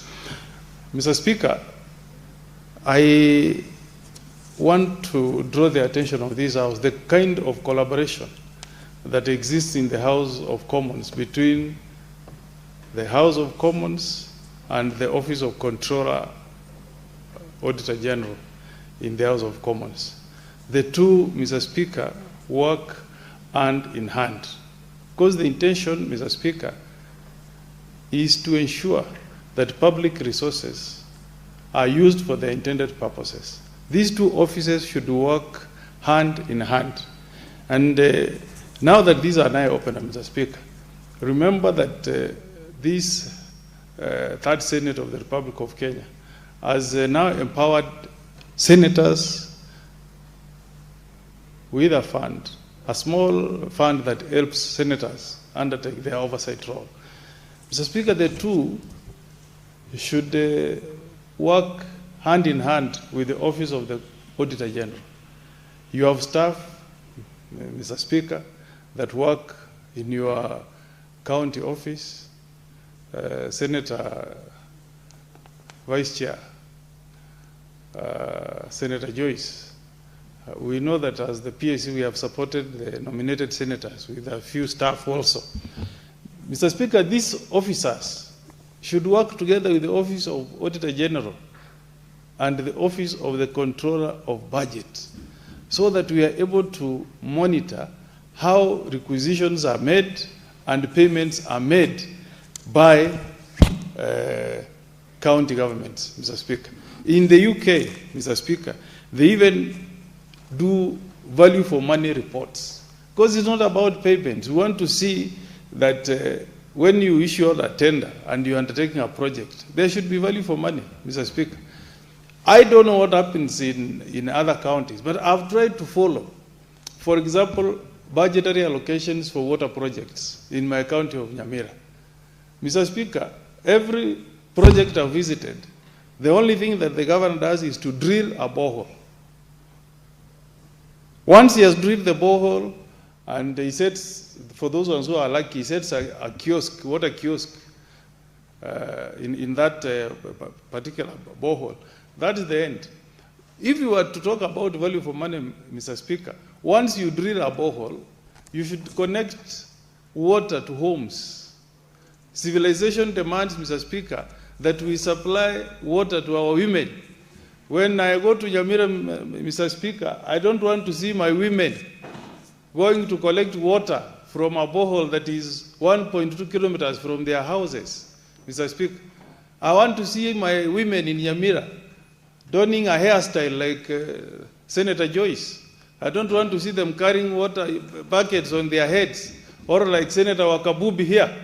We want our women to also make nice hairstyles, and they draw water from, piped water from their homes, Mr. Speaker. That's when I'll truly say that devolution has reached our counties, Mr. Speaker. People who reside in the cities, they don't go looking for water from boreholes, wherever that is. They draw water from pipes in their homes. And that's my dream as a senator of Nyamira, that when we work so hard to send money to our counties, women should draw water, piped water from their homes. That's the only time, Mr. Speaker, we will say that truly now we are seeing fruits of devolution. Mr. Speaker, if you go through audit reports, year in, year out, you will see the auditor making disclosures that some counties are making expenditure that is unsupported. Okay? You will see many pages drawing the attention of this House to irregular procurements in our counties. You will see reports by counties that have overemployed above 35%. I don't know what is the percentage in Tana River. In Nyamira, we have hit 67% of the revenue that we send to counties goes to salaries.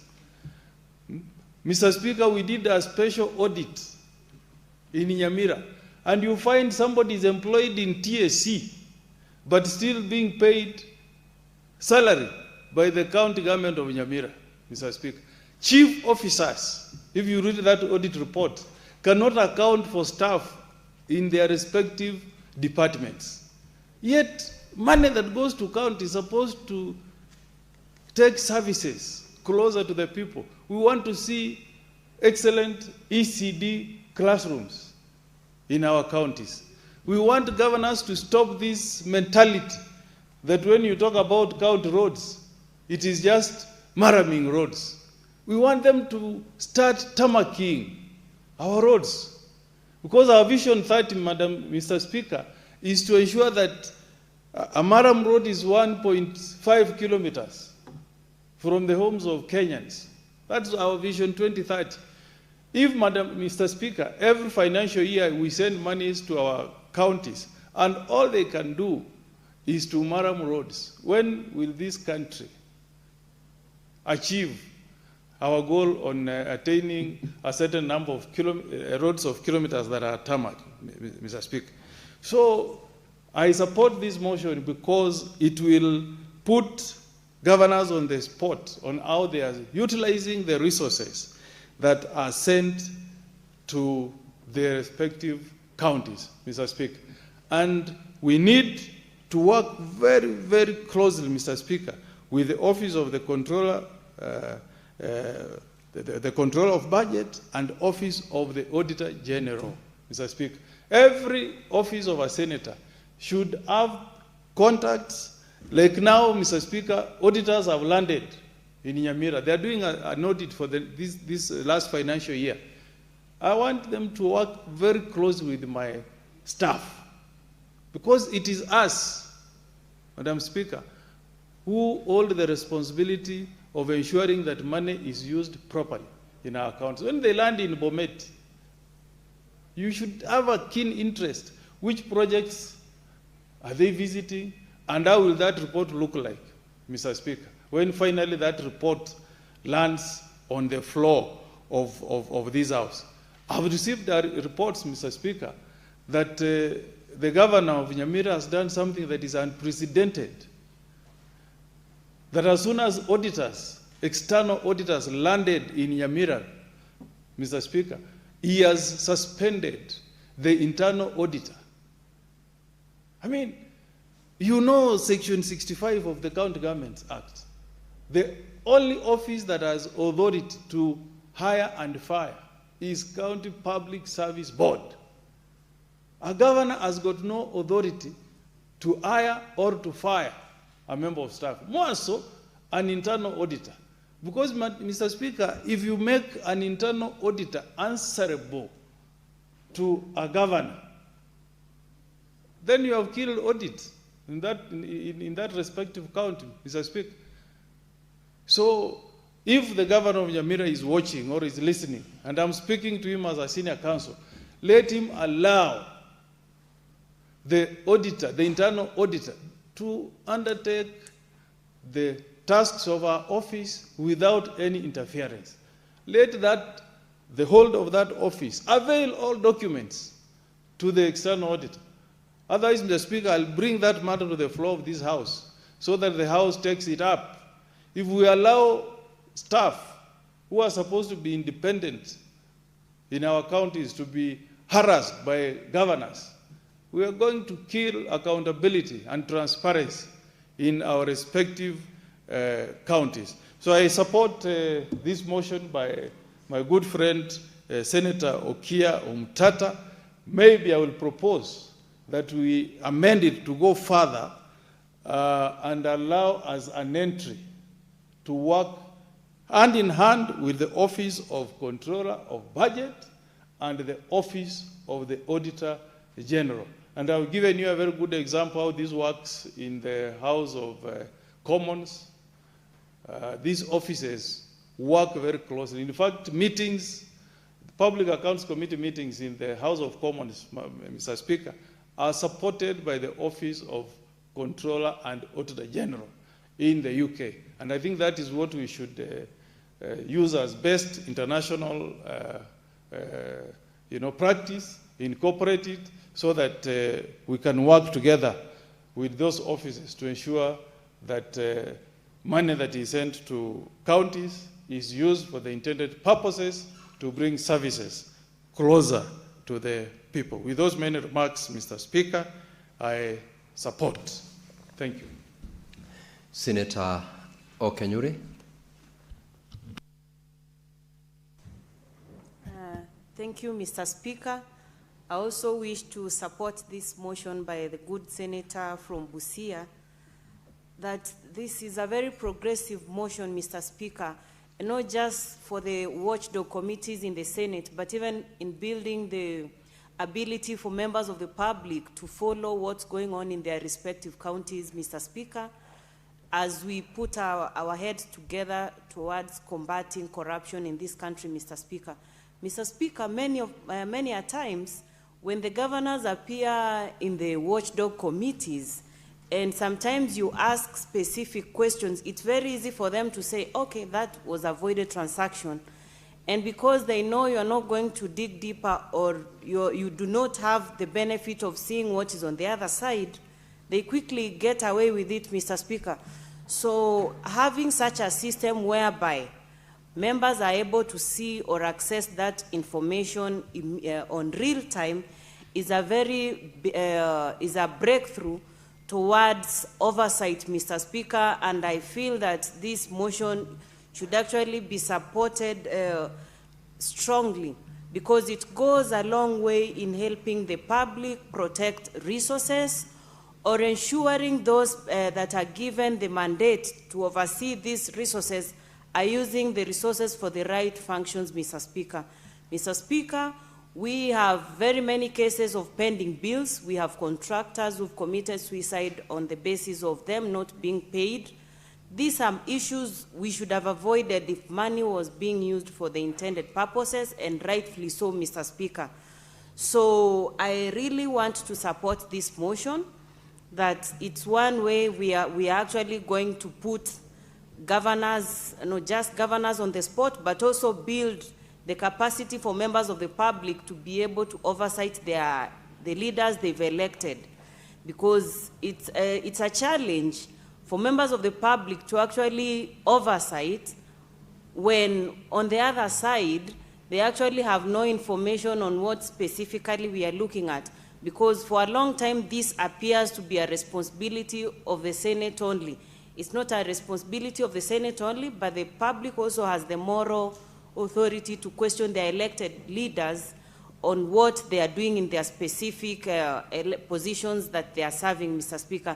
So I want to support the motion by Senator Umtata, and commend him for such a progressive initiative to this House. Thank you, Mr. Speaker. Senator Wakwabubi.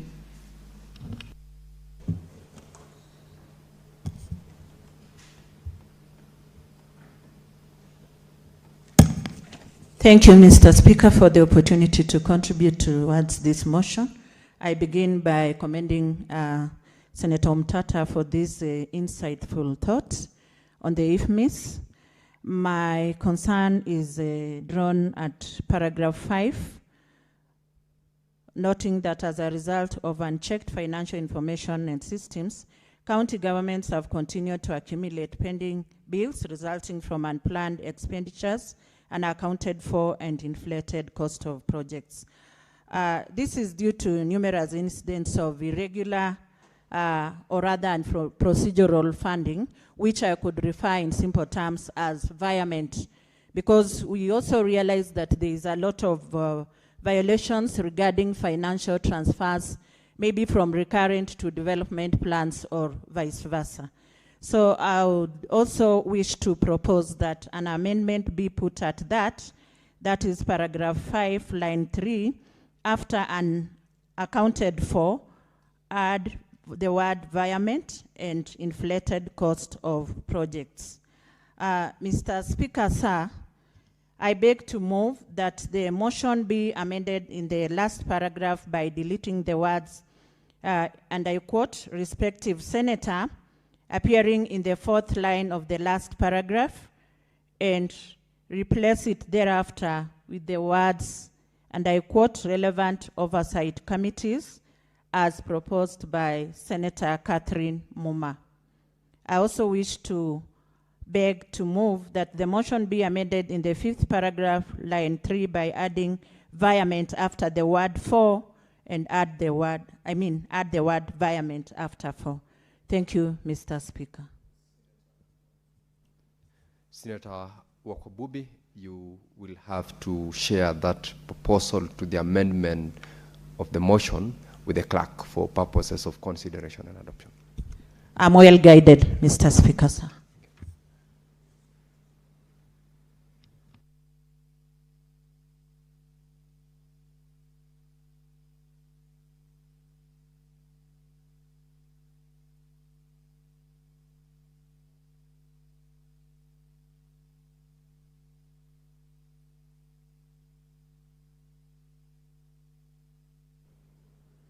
Yes, Senator. Mr. Speaker, allow me to request Senator Commissioner Joyce Correll to second the proposal for amendments. Thank you, Mr. Speaker, sir. Thank you very much, Honorable Speaker. I second. Thank you.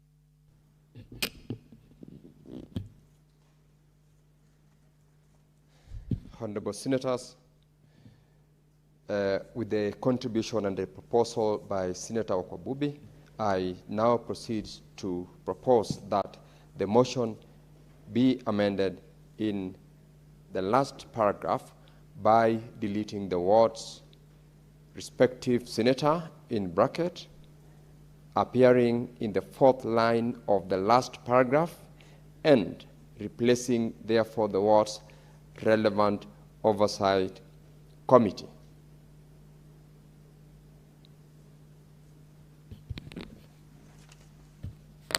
Now, senators, let's rise.